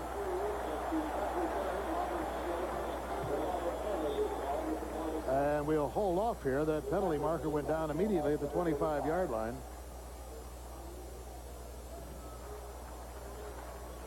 Smith got it back. It's a clip. It's going to be against the Hawks. 45-yard boot on that one by Rasmick. And so that will move the ball all the way back to about the 13-yard line. So with 5 minutes and 38 seconds to go. Receiving team on the run back. First and In the 10. third quarter, 21-14 is leading Indiana. Is the win, and then we'll get field position. Let's see what happens. Long on a straight drop back. Plenty of time, and he spins it over the middle. He's got Happel. Happel had 6 catches against Michigan last week, and he catches another one after his touchdown pass of a few minutes ago to the 38-yard line. There was a marker down, however. Chris Ziegler made the stop on the play. 16 yards on that one. I don't know. I particularly like to see a young man like Happel, who's a homegrown product, come through. He's from Cedar Rapids, not very far from Iowa City. A lot of time, he looks left, draws the defense to the left, then finds Happel, and Happel, good receivers can run after they catch the football, and Happel showed that he can do it right there. Sennett gets a couple of yards. Did you ever see what that penalty was? It was obviously was not taken. I think what they did, that it was thrown, and then they decided that there wasn't a penalty. It looked An like inadvertent flag? Right. Joe Fitzgerald making the stop. If you're a defensive player, the coach tells you, everybody get to the football. Where the football is, I want to have 11 red jerseys. That time, Indiana had about 5 of them there. Second down and 7. 4:40 to go in the third. 21-14 Iowa. Long is back, and over the middle he goes once again, and it's Happel. Zigzags his way to the 48-yard line, and Chris Ziegler brings him down. Good pass offense, Iowa. They're taking Jonathan Hayes, their tight end, bringing him across the middle short, which is bringing the linebackers up, and they're hitting in that 18-yard area right between the linebackers and the safeties that are deep. Chris Ziegler was deep, the linebackers were short, and the ball was hit in there. Again, though, you cannot throw the ball if you do not have great protection. Look how much time Long has. He can find his receiver, and he's good enough to complete it if he has the time. First down on the 48-yard line of Iowa. Quick one over to Happel. Well, he's loose. He did not step out of bounds, and he's down to the 27-yard line. 2 men had Bill Happel absolutely hemmed in. How did he ever get out of it? A Houdini, I guess. I really think Chuck Long reads the blitz of number 24, Nate Borders, and he hits Happel. We just talked about how good a runner he is, and he uses the sideline. I believe the defense of Indiana thought Happel was going to go out, but Happel wanted more yardage, and he picked up a first down. And a first down on the 26.5-yard line of Indiana. 3 minutes, 48 seconds to go in the third quarter. Ronnie Harmon tries to skip outside. He's hemmed in and knocked down after about a yard gain. Well-conceived defense, and almost every time it's Joe Fitzgerald there, senior.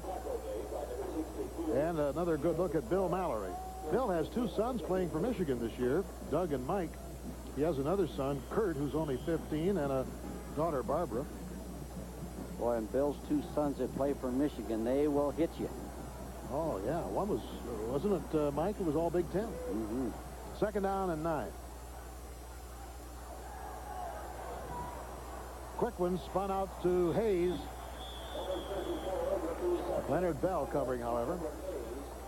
It's amazing how good this Iowa offense is. They've moved this football methodically down the field and have only used Harmon 1 time. They've been just moving down, throwing the ball to Happel, from Long to Happel, and that time to Jonathan Hayes. Harmon's got 135 yards today on 25 carries. Did you happen to hear how many yards Byers got by any chance? No, I didn't. I didn't either. I saw him get off on that run long one there early in the game, but I don't know what his total yardage was. Now they've got a nickel back in there. Jeff McBain, number 46 for Indiana on this 3rd and 7. Well, they try to go with a draw to Harmon, and he's short of the first down at the 19-yard line. So it brings up a 4th down, about 3. So tough if you're the defense. It's 3rd down. You're thinking pass, and Long hands the ball off on a draw, and your linebackers have to come up and react. And Lou Christofoli, boy, I'll tell you, he really moved in there and reacted to that draw. All right, Tom Nickel, whose long is 46 yards on a field goal this year and who's missed at 53 and 56, is more within his range here. But I should point out that even though it's only 36 yards, it is against the wind, and he missed a shorter one of 31 yards earlier.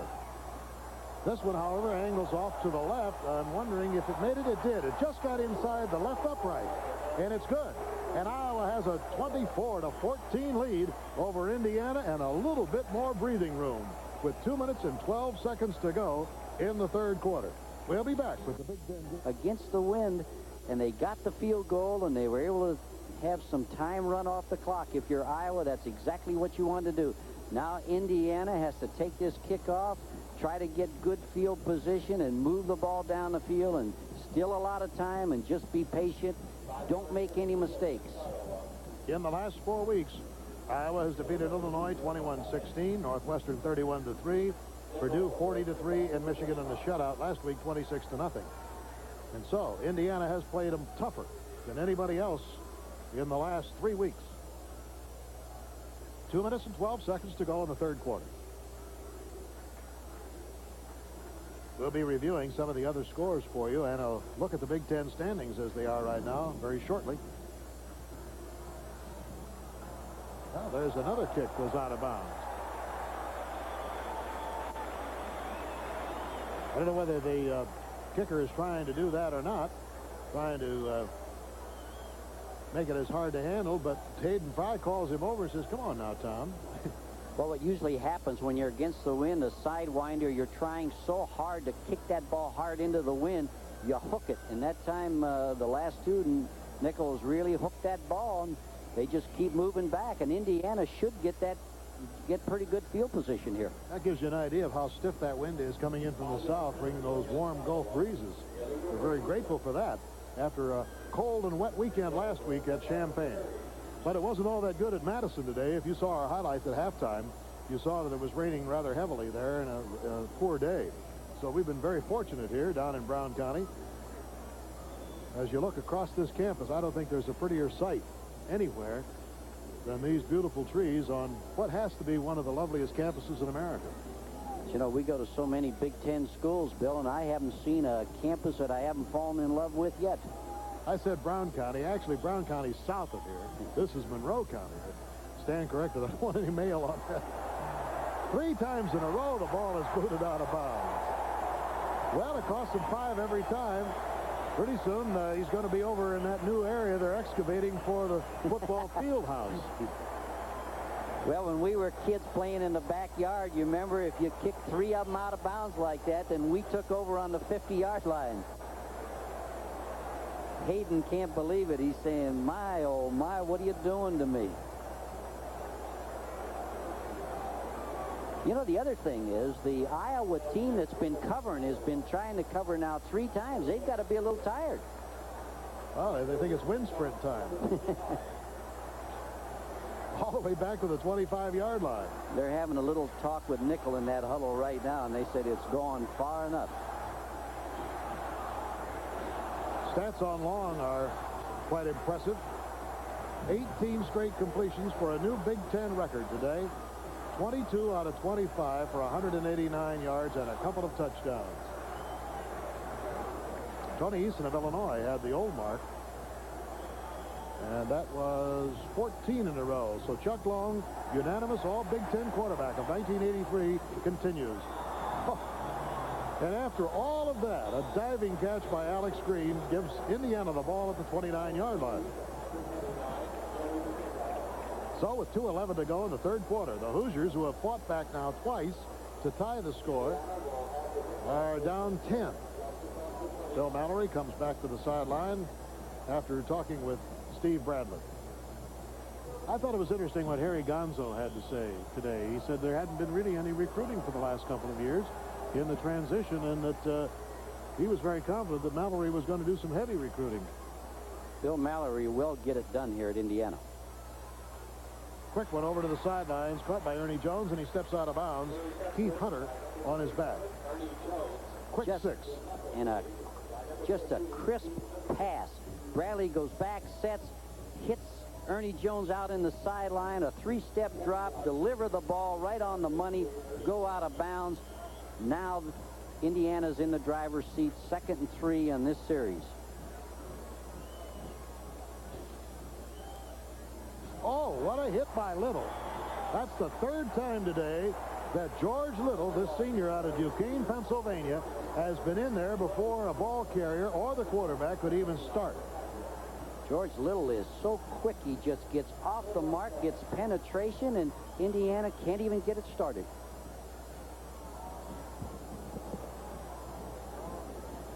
Smith, Jones, Streeter, Kennebrew are all in there now.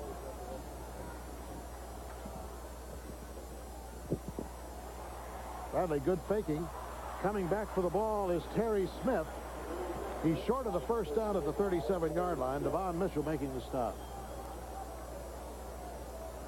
Terry Smith is a senior out of Fairfield, Ohio. The Iowa defense is really putting the pressure on Bradley. They just aren't giving him any time to get set and throw the football on any patterns of any length, and now Indiana must punt the football. Beginning to wear the offense down now, this very strong and experienced Iowa defense. 4th down, and Rasmussen is back. He's done an excellent job today. Kicks a high floater down to Smith.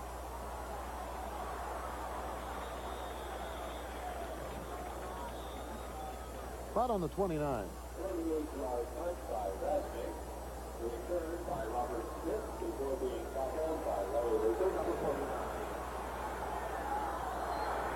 It's amazing to me that Chuck Long has completed 18 straight passes. I've seen people that couldn't do that, believe me, without a defense out there. And for him to do that the way he has today, he's just a great, great quarterback. And looking up the national record for completions, Steve Young of BYU had 18. So that ties a national mark. I wonder if he'll throw here. Nope. Going to give it to Harmon. There's where Harmon's tough. He gets over there, and then those little quick feet, they're not little, but they're quick. But you know what else he does? His shoulders are always turned upfield. He is always picking up maximum yardage. His shoulders are never turned toward the sideline, and young backs can learn that. Always turn your shoulders toward the goal line. You'll pick up yardage. I think Iowa's just going to wait out the clock here if they can possibly do it, because there are only 10 seconds in the quarter, and they'd like to turn it around and get the win for the final 15 minutes. So there will be no real anxiousness to get this play underway before the gun goes off the end of 3rd. In fact, they're not even going to try. So that's the end of 3 quarters of play, and Iowa has edged ahead now, 24-14. We'll be back with the 4th quarter. The 6'4" junior out of Wheaton, Illinois, has tied an NCAA record for consecutive passes. If he makes this one, he will set a new one. He did. To Jonathan Hayes at the 43-yard line, and Lou Christofoli and Mark Weiler were there to bring Jonathan Hayes down. But that is 19 straight completions for Chuck Long. And this play was set up, remember, before on the other drive when they kicked the field goal. He threw 2 passes to Happel in the 18-yard middle zone, and Hayes was the guy coming across the middle shallow. That time he picks him and sets the record. Well, that ought to get a big rabbit or a Kewpie doll or something, shouldn't it, at the sideshow? Boy, what accuracy. On the cutback, it's Ronnie Harmon again, but this was well diagnosed at the 45-yard line by Joe Fitzgerald. You know, I don't want to take anything away from Chuck Long because this is an amazing feat, but you have to give credit to the Iowa coaches for having the right type of pass offense where they spit it to Chuck Long and have the people come open. But it takes the quarterback to make it go, and Chuck Long can do it. Rick, I swear, if you and I played catch, I couldn't throw it to you 20 times. Wow, I know I couldn't. 2nd and 8.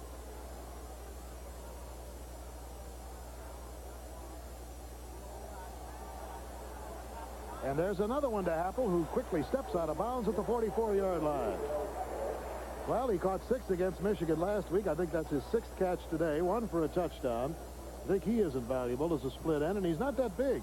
5'11", 187, and only a junior. But Chuck Long, I've seen quarterbacks could throw from a straight drop back and maybe throw halfway decently on a rollout. He does it to perfection both ways. He just comes out, squares his shoulder, boom, the ball goes to the sideline, completed pass. First down. Harmon just wedging his way into the middle of the line. Mark Weiler making the stop as the clock is moving with 13:40 to go in the ball game. Iowa leading 24-14. What's so difficult for the Indiana defense is that Iowa does not make mistakes. They don't fumble the ball. They don't throw interceptions. They don't have a turnover today. And that is tough. At least if you're a defensive team and you're playing a team that fumbles or throws interception, you're confident maybe you can make them do it. But Iowa, error-free. And in control of their own destiny. And I'll mention that again because Ohio State lost today. Every other team in the Big Ten has 2 conference losses except Iowa. And look at this time, and he spots his man right on the nose is J.C. Caroline. However, Chris Sigler comes up with a football. He thinks it was fumbled and that he should have it. 14 yards on the play, and that's 21 in a row. But why doesn't he throw interceptions? He looks over to his left. It's covered. He isn't going to risk the interception. He looks downfield. He spots Love Jordan. Completed pass, Iowa. Long sees the entire field. First down on the 27-yard line. 25 out of 28 for 2 TDs, 228. He had 369 against Purdue. But keep in mind, 21 of those are in a row, those passes. 24 for Iowa, 14 for Indiana, as Iowa is just wearing that Indiana defense down, keeping ball control and not letting Indiana have it back.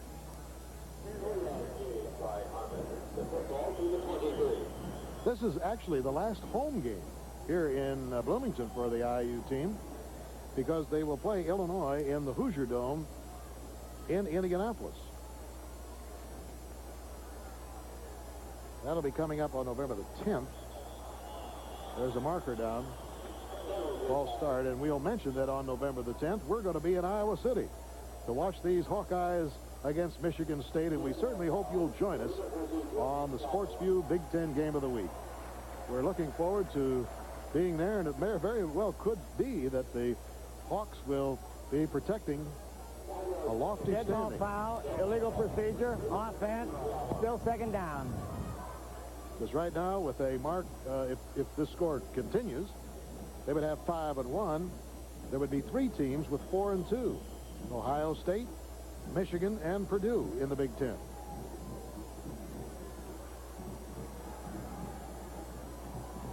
Eighth penalty for the Hawks today for 60 yards. That's about the only thing negative that has been against them. That and 1 short kick. Going in is Borders, but he misses Long. And Long manages to fight his way back to the line. Nate Borders making the penetration and making that defensive play possible. A -2 on it. Long, I keep using the word presence, but that's what he has, presence. He figures he might be sacked, but he says, hey, I'll just dump the ball out again and let Harmon turn it up and at least maybe get it back to the line of scrimmage. Make something happen. Good quarterbacks, great quarterbacks, make something happen positive on every play. 3rd and 12. McBain has come in as a nickel back now on that 3rd and 12 situation. Borders on the rush. Pass is intercepted by McBain, who just came into the lineup as the 5th defensive back, and it was intended for Bill Happel. So the string has broken at 21. Well, I said great quarterbacks make things happen, and that time with the 5th back in there, Jeff McBain, number 46, he reads the quarterback's eyes, and he threw Long, took a little something off that ball. McBain read his eyes, reacted to the ball. Big interception, Indiana. Let's see what they can do with the football. Jeff McBain doesn't play too much, but he is used in that situation. He's a senior out of Darien, Illinois. 1st and 10. And here's Bradley pumping short twice and then going into the middle. Complete to Dave Lilja, the tight end. Kevin Spitzig covering on the play, but there was no way he could cover that one. Well, I'm not going to cheat Steve Bradley out of the word presence of mind, because he had it right there, and he just kept looking and looking and looking. He lays the ball right up in the middle. He pumped it twice. He finds him. Lilja is there. It's 1st down, Indiana. The score is 24-14. Iowa is leading Indiana in the 4th quarter with 10.5 minutes to go. And that ball is tipped, and it is caught on the rebound by Kennebrew as he's lying on the ground at the 47-yard line.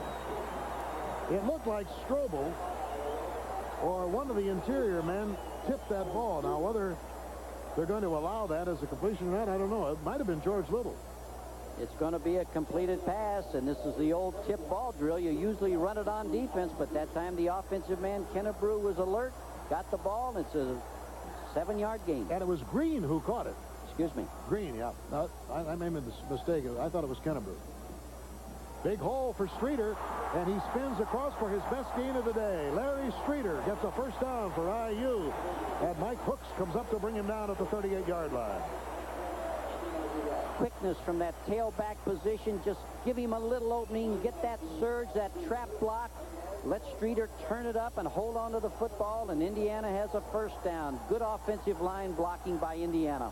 And a fine effort by this Big Ten triple jump champion, Larry Streeter. 1st down. Too far, intended for Ernie Jones. The intended receiver, Ernie Jones, number 27.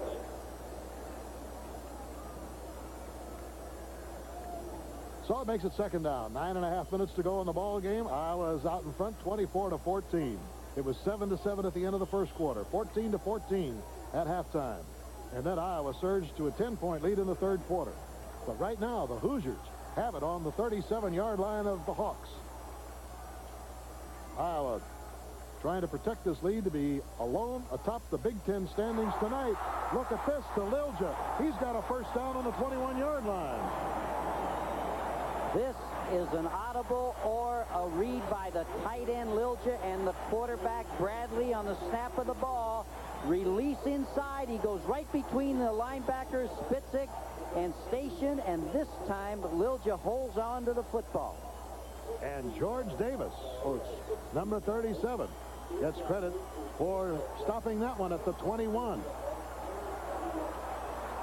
1st down.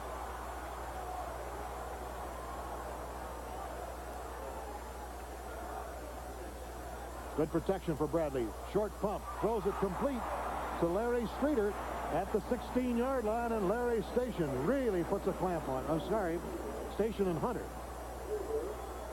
Protection. We talked about protection for long. This time Steve Bradley's back. He looks, he pumps. Streeter just makes a little turn. Streeter did a good job of finding that dead seam in there and sitting himself down. 5-yard gain, Indiana. 2nd and 5. There's a hole for Streeter. Oh, he is hit, but he has enough presence to go back after fumbling and getting the ball. Who was it had to be Station. Just absolutely straightened him up. Everybody says, oh, I want to be a running back. You try running like Larry Streeter, and you get met at the pass by number 21, Devon Mitchell. He's always around the big plays, Devon Mitchell, but Streeter held on to the football. 3rd down and about 2 feet. And he had his bell rung. Streeter did. I'll tell you, though, he'll be back in there. He's a tough kid. Fake. Bradley's got it. Sidesteps a man and has a 1st down at the 7-yard line. For the 3rd time today on the bootleg, Steve Bradley has really hurt the Hawks. Indiana put this play in for Iowa, and it's been called at the right time. Watch Bradley. You're the defensive player here, number 91, Mike Hooks. You think it's going away from you. Instead, Bradley has the ball, and he has a 1st down for Indiana.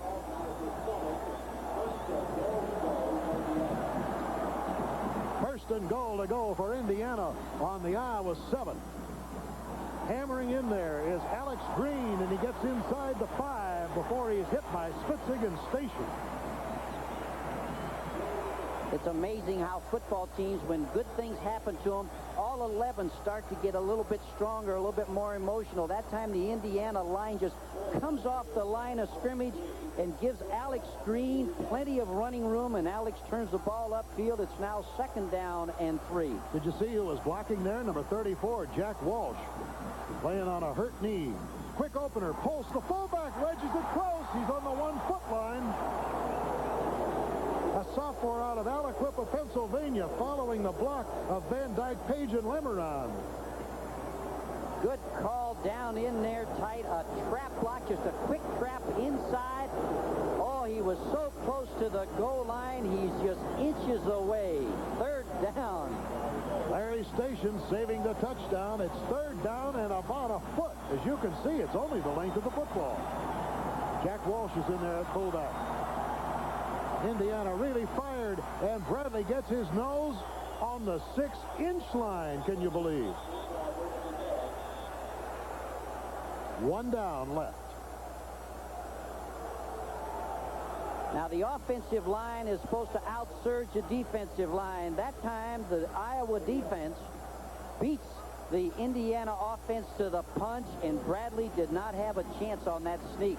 And he comes off limping. Well, you're the coaching staff. What do? You've got 4th down, a foot to go for the touchdown against the best defensive team in the Big Ten.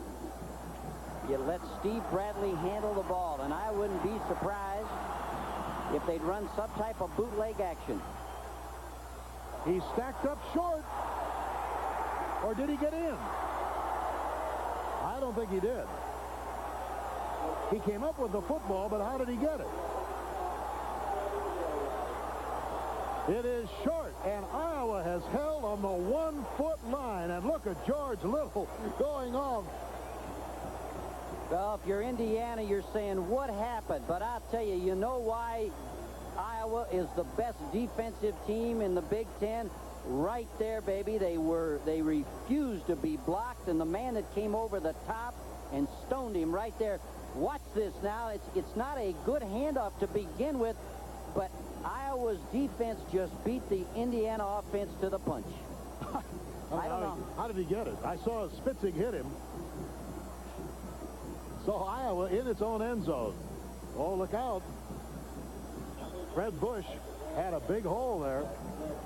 And, of course, this is a time when Indiana doesn't want to let down its defense after being thwarted. Well, that's about as exciting a goal line stand as I think we've seen this year. The ball carrier, I believe, figures that he's already stopped, so he's just going to throw the ball out there. Clever, but can't do that. Oh, save that for the highlight film. I love it.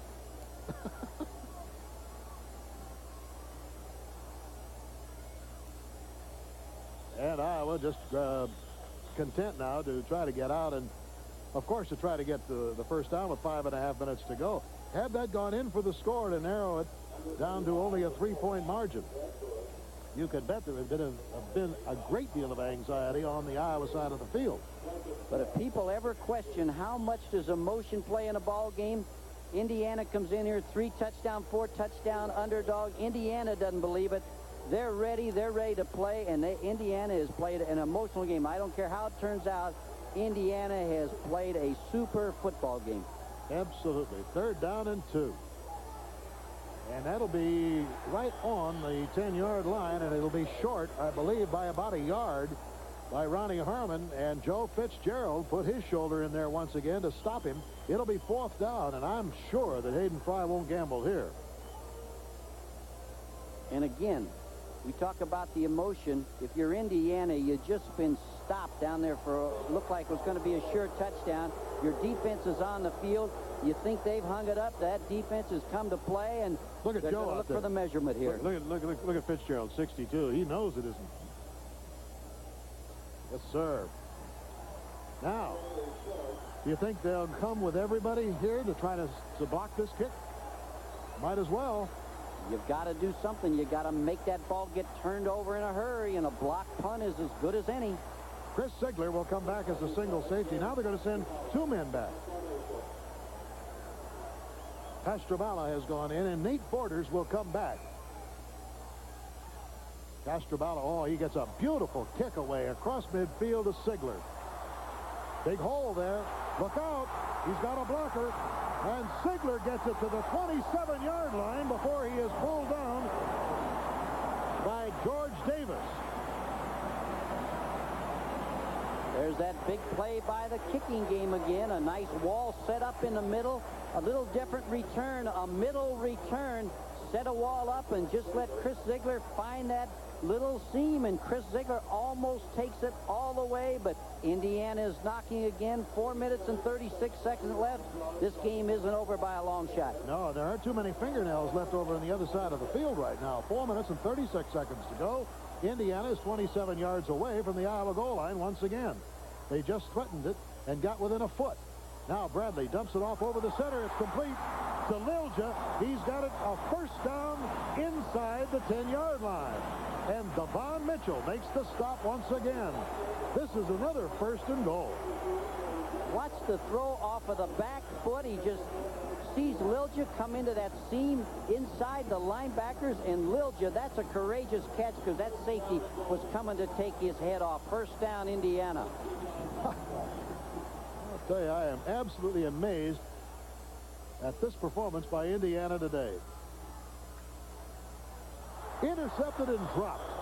Mike Hooks had that ball in his hand. It was intended for Killebrew, and he couldn't hang on to it. Mike Hooks, if he would have caught it, he might have been taking it all the way the other way. He's the only one open. It's right in his hands. Oh, he said, I had my golden opportunity, but it's second down, Indiana. Mike Hooks, a senior out of Omaha, Nebraska, the same town that produced Larry Station. Second down, just inside the 10, and we have 4:15 to go. 24-14 is the score. We'll be back with the Big Ten game of the week right after this message.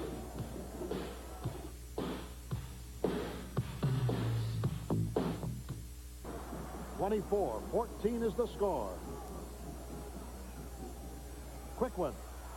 It's complete and out of bounds to Alex Green. Ridden out at the 7. Devon Mitchell is there once again, the hero of the game 2 years ago. Second down and long, a good blitz down, and Iowa blitzes. Just a short pass, not much of a gain. Again, that man, Devon Mitchell, is right there. He is a big play guy. He had 2 interceptions last week against Michigan and returned them for a total of 95 yards. So you think his contribution wasn't monumental. Here's a 3rd and 7, and Bradley throws it complete for a touchdown.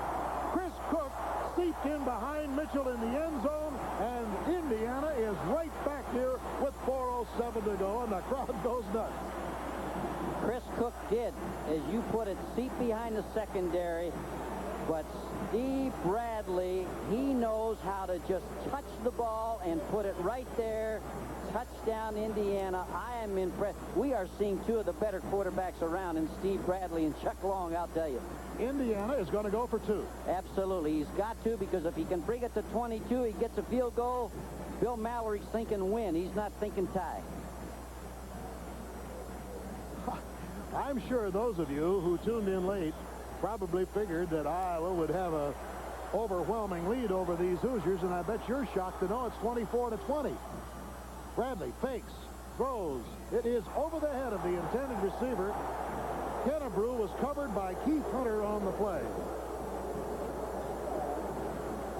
And so the score remains 24-20 with 4 minutes and 7 seconds to go. We'll be right back with the Big Ten Game of the Week after this message from your local station.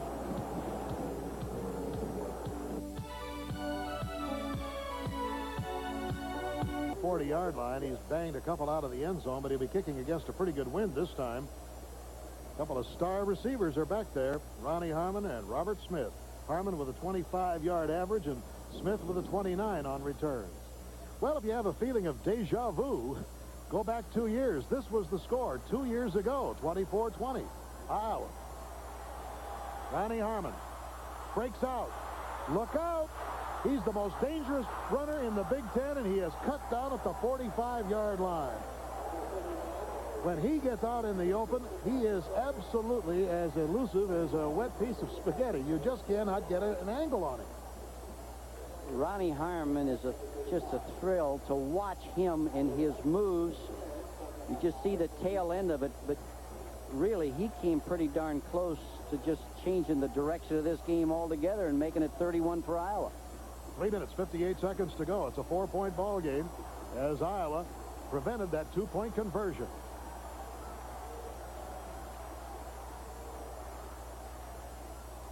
Jonathan Hayes swings over to the opposite side. Ronnie Harmon comes through, and Weiler makes the stop on him. 3-yard gain on the play.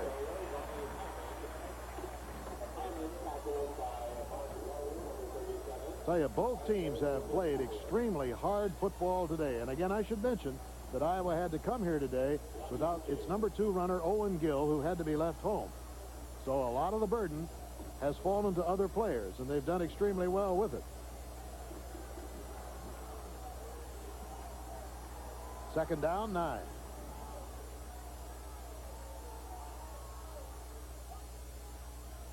Long. Beleaguered and dropped. Joe Fitzgerald right on his back, along with Charles Mallory. The perfect time, the sprint out, blitz your 2 inside linebackers. Weiler takes the outside. Fitzgerald takes the inside. Pressure from the outside right there. Mallory pulls him up, and Fitzgerald puts a clincher on him. Good defense, Indiana. You think this isn't a big play? 3rd and 15 with 3 minutes or 2 minutes and 45 seconds to go. Jeff McBain has gone back in. He has been the recipient of the only turnover that Iowa's had, and that has been the interception that finally led to an Indiana TD. 3rd down and 15. Ronnie Harmon goes outside, comes back, and is snagged at the 47 by Mike Pendleton, number 17. And that brings up 4th down, ladies and gentlemen, with 2 minutes and 19 seconds to go. Well, if you're Iowa, why did you run that play that way? Because you felt, hey, our defense is stronger than Indiana's offense. We can stop them. But let's see if Indiana can move the football. They're attending to an Indiana player. Costrobala has gone in the lineup. Clock has stopped. 2:14 to go. What did Bill Mallory say to us yesterday? He said the most improved phase of our football team is the defense.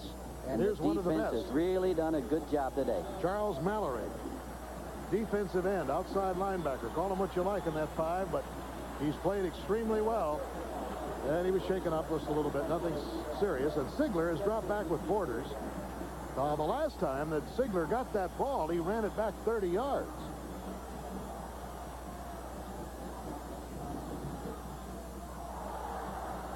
Kick coming over, fair catch. Sigler at the 14. Don't take any chances because there's 2:05 showing on the clock. And with Iowa leading at 24-20, 2:05 to go. We'll be back with the Big Ten Game of the Week right after this message.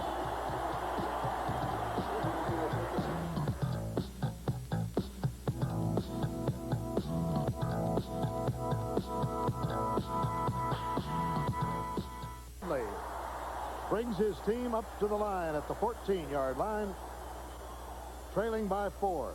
Fake on the draw, over the center he goes. He hits Kennebrew for a first down at the 32-yard line. Beautiful faking by Steve Bradley. Faking, you said it. It held the linebackers just enough to allow Bradley to throw the ball in behind the linebackers in front of the safeties. The same pattern that Iowa's had success with Happel. 18 yards on that one. He comes back, and it is almost caught by Larry Station. Intended for Alex Green. But give Alex Green credit. He knew Station was going to intercept this football, and he reaches back and knocks the ball out of Larry Station's hand. Watch Alex Green, number 29. Oh, it's tough to see. He did reach back, and Station's around the ball again. 1:54 to go. 24-20 is the score. Indiana trails. Pass is intercepted by Devon Mitchell. Iowa has the football at the Indiana 36, intended for Kennebrew. only the second mistake that Indiana has made today, and you guessed it, Devon Mitchell comes up with the big interception. He had 2 last week and a big one here today. Devon Mitchell is one of those players that you're always looking for. He's in the right place at the right time. He intercepts balls. He makes touchdown-saving tackles. Here he makes the interception, turns the ball around, and it looks like it might be an Iowa victory now. Right from ground level, Mitchell does it. And Mitchell, 2 years ago, saved a 24-20 victory by tackling Scott McNabb on the 2-yard line on the final play of the game. Ronnie Harmon still on his feet, fumbled the ball, but was he down? Nope. He recovered it himself. At the 35-yard line, 1:27, and the clock is running. If you're Indiana, you're tackling the football. Ronnie Harmon has both hands around it. Then it's stripped right there. Harmon reached in and got it back. Now the clock has stopped, 1:25, and time has been called by Indiana, knowing, of course, that the time is against them. Well, in all, it's been quite a day in Big Ten football on this 27th day of October. And traditionally, when you come up to Halloween, you always get those weird games, you know? Have you ever thought about it? I mean, it's the goblins and the ghosts. I mean, they come out here. Wisconsin beats Ohio State. Michigan beats Illinois. Indiana gives Iowa every possible thing that the Hawks could want. Bill, when you coach, you always believe in ghosts and goblins. They're always after you. And now Chuck Long comes over with 1:25 to go. We'd like to take this opportunity to thank some very fine people for their assistance on today's game. Bump Elliott, the athletic director of Iowa, head coach Hayden Fry and his staff, and the sports information director George Wine and his assistant Bill Hattie, and to the folks here at IU. Crisscross handoff and a good defensive play as Fred Bush is tackled by Joe Fitzgerald. And boy, he gets my vote for one of the outstanding players of today's game, along with Lou Christofoli. Athletic director Ralph Floyd and his staff, Bill Mallory, and I would say this, our hospitality has always been fine, and we're very pleased to come back here to the campus of Bloomington. Sports information director Kit Klingelhofer and his assistant John Johnson. And we've had some fine help in the booth today. Kevin Potter, Brian Blunt, and Larry Sackle. Third down, 42 seconds to go. Into the center of the line. Nothing doing as Tim Center just covers the ball. And the clock keeps ticking away. Well, don't forget, it'll be 2 weeks from today. You'll see these Iowa Hawkeyes in action again against the increasingly dangerous Spartans of Michigan State. And there it goes, the final countdown. I will predict that when the final gun goes off, you will hear one big roar from the Indiana fans, despite a 4-point loss. They deserve every bit of accolade that they could get. 4, 3, 2, 1, and here comes Hayden Fry. You can bet he is going to sincerely shake the hand of Bill Mallory and say a job well done. What are they saying, Rick? Well, number one, I'll tell you right now, Hayden Fry is complimenting Bill Mallory, as you say, and that's the kind of guy Hayden Fry is. But I want to reiterate, Bill Mallory did an exceptional job, but that guy Hayden Fry, let me tell you something, he's got himself a great football team. The one thing that Hayden Fry has said all along, if we can just get back in control of our own destiny, I think we can win it all.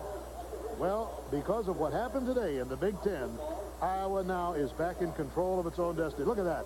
Fry going over to Steve Bradley to say what a tremendous game he played today. I believe we're going to get an opportunity, actually, to talk with Hayden Fry and get his impressions. And I can predict right now he's going to be a very gracious winner. There's Jim Bonds right there. Jim, anytime you're ready, we are ready to hear from you. That is ridiculous. Coach Coach, we're on live, regional TV. Congratulations on the victory. Score 24-20. You talked about it yesterday. You told me, Jim, I'm worried more about this game than last week against Michigan. Turned out you were a pretty good prophet there. Indiana gave you all you wanted. Well, before I jump up and down and congratulate my people, I'd like to congratulate Indiana. They played a fantastic football game, and golly, if it hadn't been us, I wish they'd won. What was the turning point? The goal line stand down there is a great defensive effort by your team. No question about it. The goal line stand was the difference, and we moved the ball well, but obviously Indiana did some things to us to beat our contain, and they got outside. And, you know, what can I say about Indiana? They fought their hearts out, and yet, you know, a lot of the biggies across the country being defeated, and we hung in there, so we're still in the race for the roses. And, of course, right now you're in the top spot. You're all alone at the top of the Big Ten Conference after Ohio State lost today, but that's evidence that anything can happen in this Big Ten race. Well, that's so true. You know, we've got a long way to go, but this was a great one today. Coach, we're going to try to get Chuck Long out here in a few minutes if we can, but if you would comment about him. I don't know if you're aware, but he set a new NCAA record today. I believe it was 22 consecutive completions, a new NCAA record, breaking a record by Steve Young of BYU.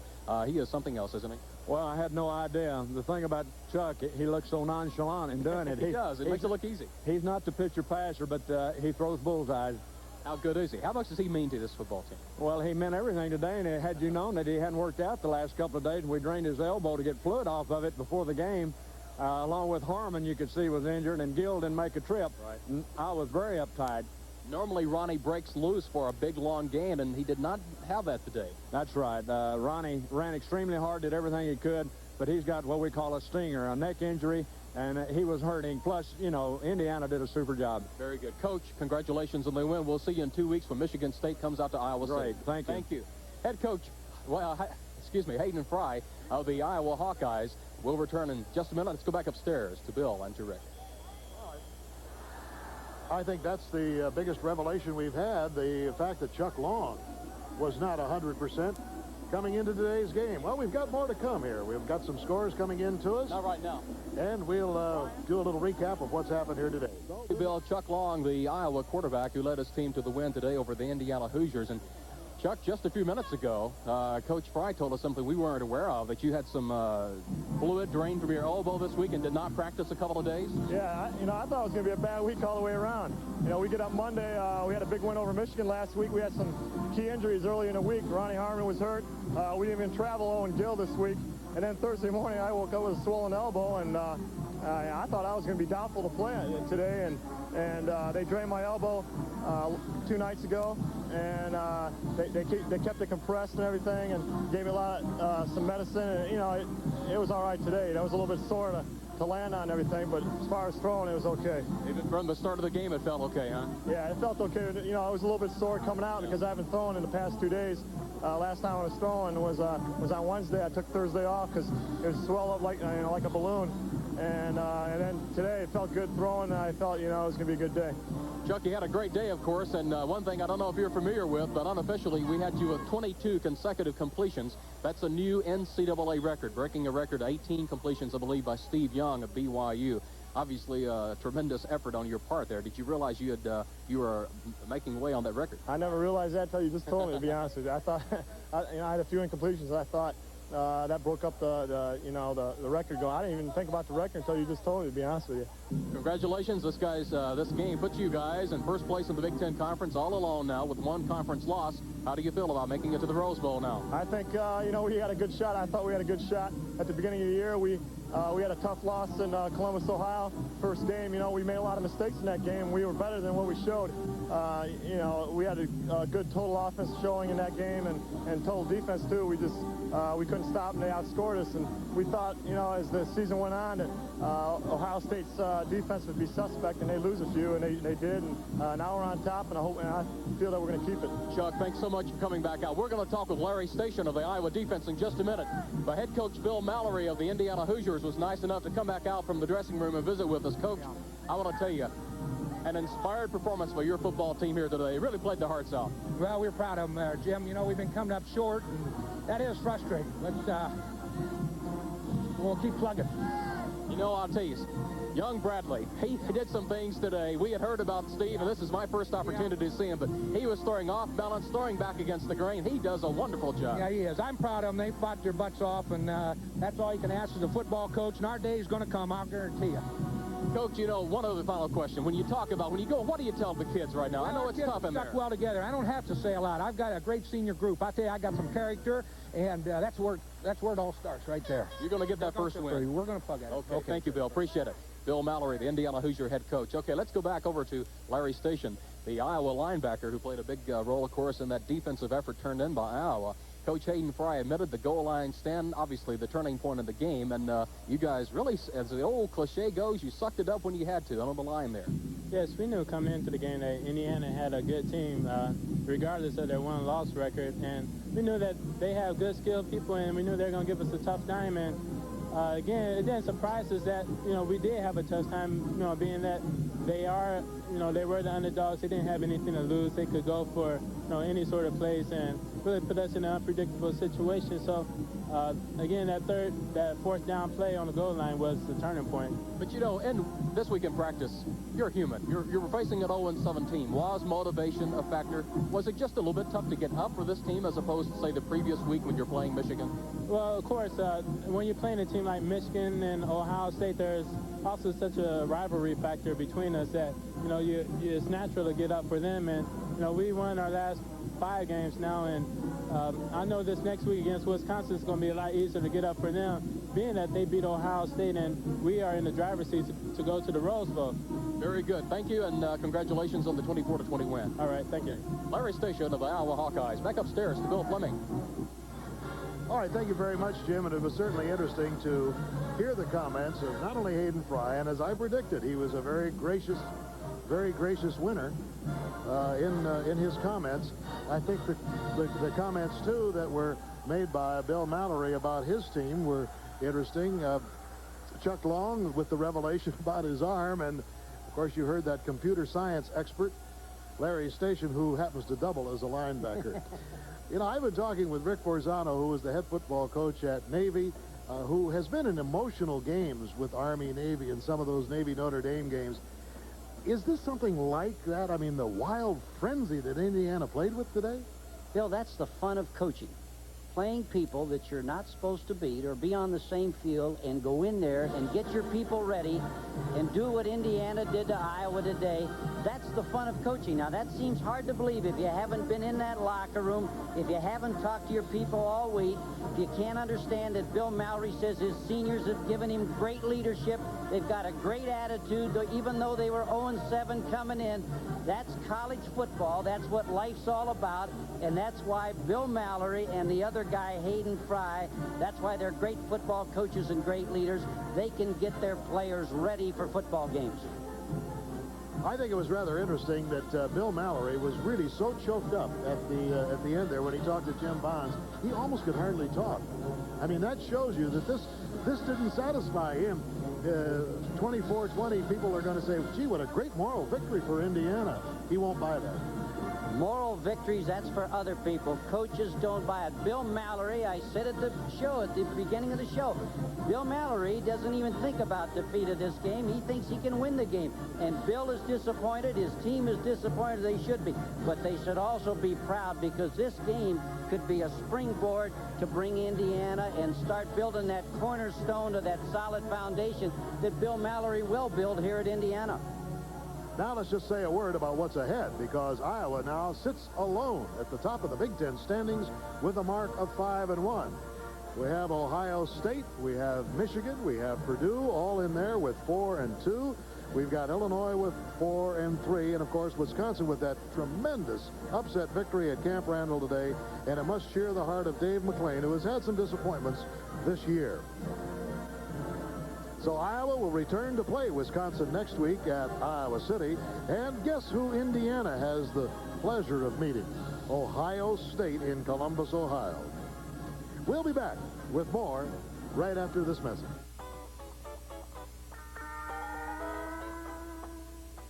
Spectacular plays at times. In the papers tomorrow morning, you're going to say, well, the goal line stand that stopped Indiana 1 foot short would be the thing that people will point to.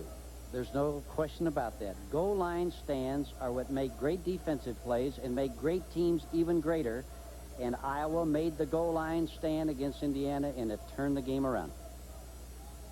Iowa was the first to score in the ball game, and it didn't take the Hawks more than 4 minutes and 15 seconds as Ronnie Harmon on a 4th and 1, can you believe, crossed up the Indiana defense and swung outside and ripped off a 35-yard touchdown run, and it was 7-0. Well, anybody who thought that Indiana was going to fold was completely mistaken, because Steve Bradley brought the team back and tossed this touchdown pass to Lilja, the tight end, and all of a sudden, Indiana is right back 7-7. That was all the scoring in the first quarter. With only 4 seconds gone by in the second quarter, however, after recovering a Streeter fumble, Iowa moved down, and this completed pass to Jonathan Hayes gave them their second touchdown, 14-7. IU came back 9 minutes later. Kennebrew is on the receiving end, and a brilliant catch of this pass by Bradley, and it was all tied 14-14. Then Indiana held, and on this play, 3rd down, they forced a 4th down field goal attempt. It was no good by Nickel, and it was still 14-14. Indiana almost pulled it out in the first half. This desperation pass from Steve Bradley hit Alex Green. And if you will notice, there's a fellow by the name of Devon Mitchell who comes up here and who will save the touchdown. Otherwise, Green would have gone all the way. Devon Mitchell, number 21, who, as a matter of fact, later in the game, stopped any thought that Indiana had of going ahead by an interception. Right here, this pass to Happel made it 21-14. A field goal by Nickel made it 24-14. This one from 36 yards out. But once again, Indiana refused to buckle. With 4 minutes and 7 seconds to go, Cook took this 7-yard pass. Well, not on this particular play, but that was the play that they were thwarted on the goal line. And then Cook took the 7-yard pass. That was the goal line stand, as a matter of fact, that stopped 1 foot short. But again, Indiana came back to make it 24-20 when the try for 2 failed. This was the interception that really sealed the Hoosiers' doom. Von Mitchell coming up with it, and from that point on, Iowa was in control. And victory number 5 in the Big Ten after losing the first Big Ten game to Ohio State, 45-26, which you saw here on the Sports View Big Ten Game of the Week. After that game was over, I visited the dressing room and I talked to Hayden Fry. And he was very disappointed. He said, you know, we didn't play well today. We really should have won, but I'm going to guarantee you one thing. I think we can go the rest of the way. The prediction so far has proved to be true. We'll be back in just a moment.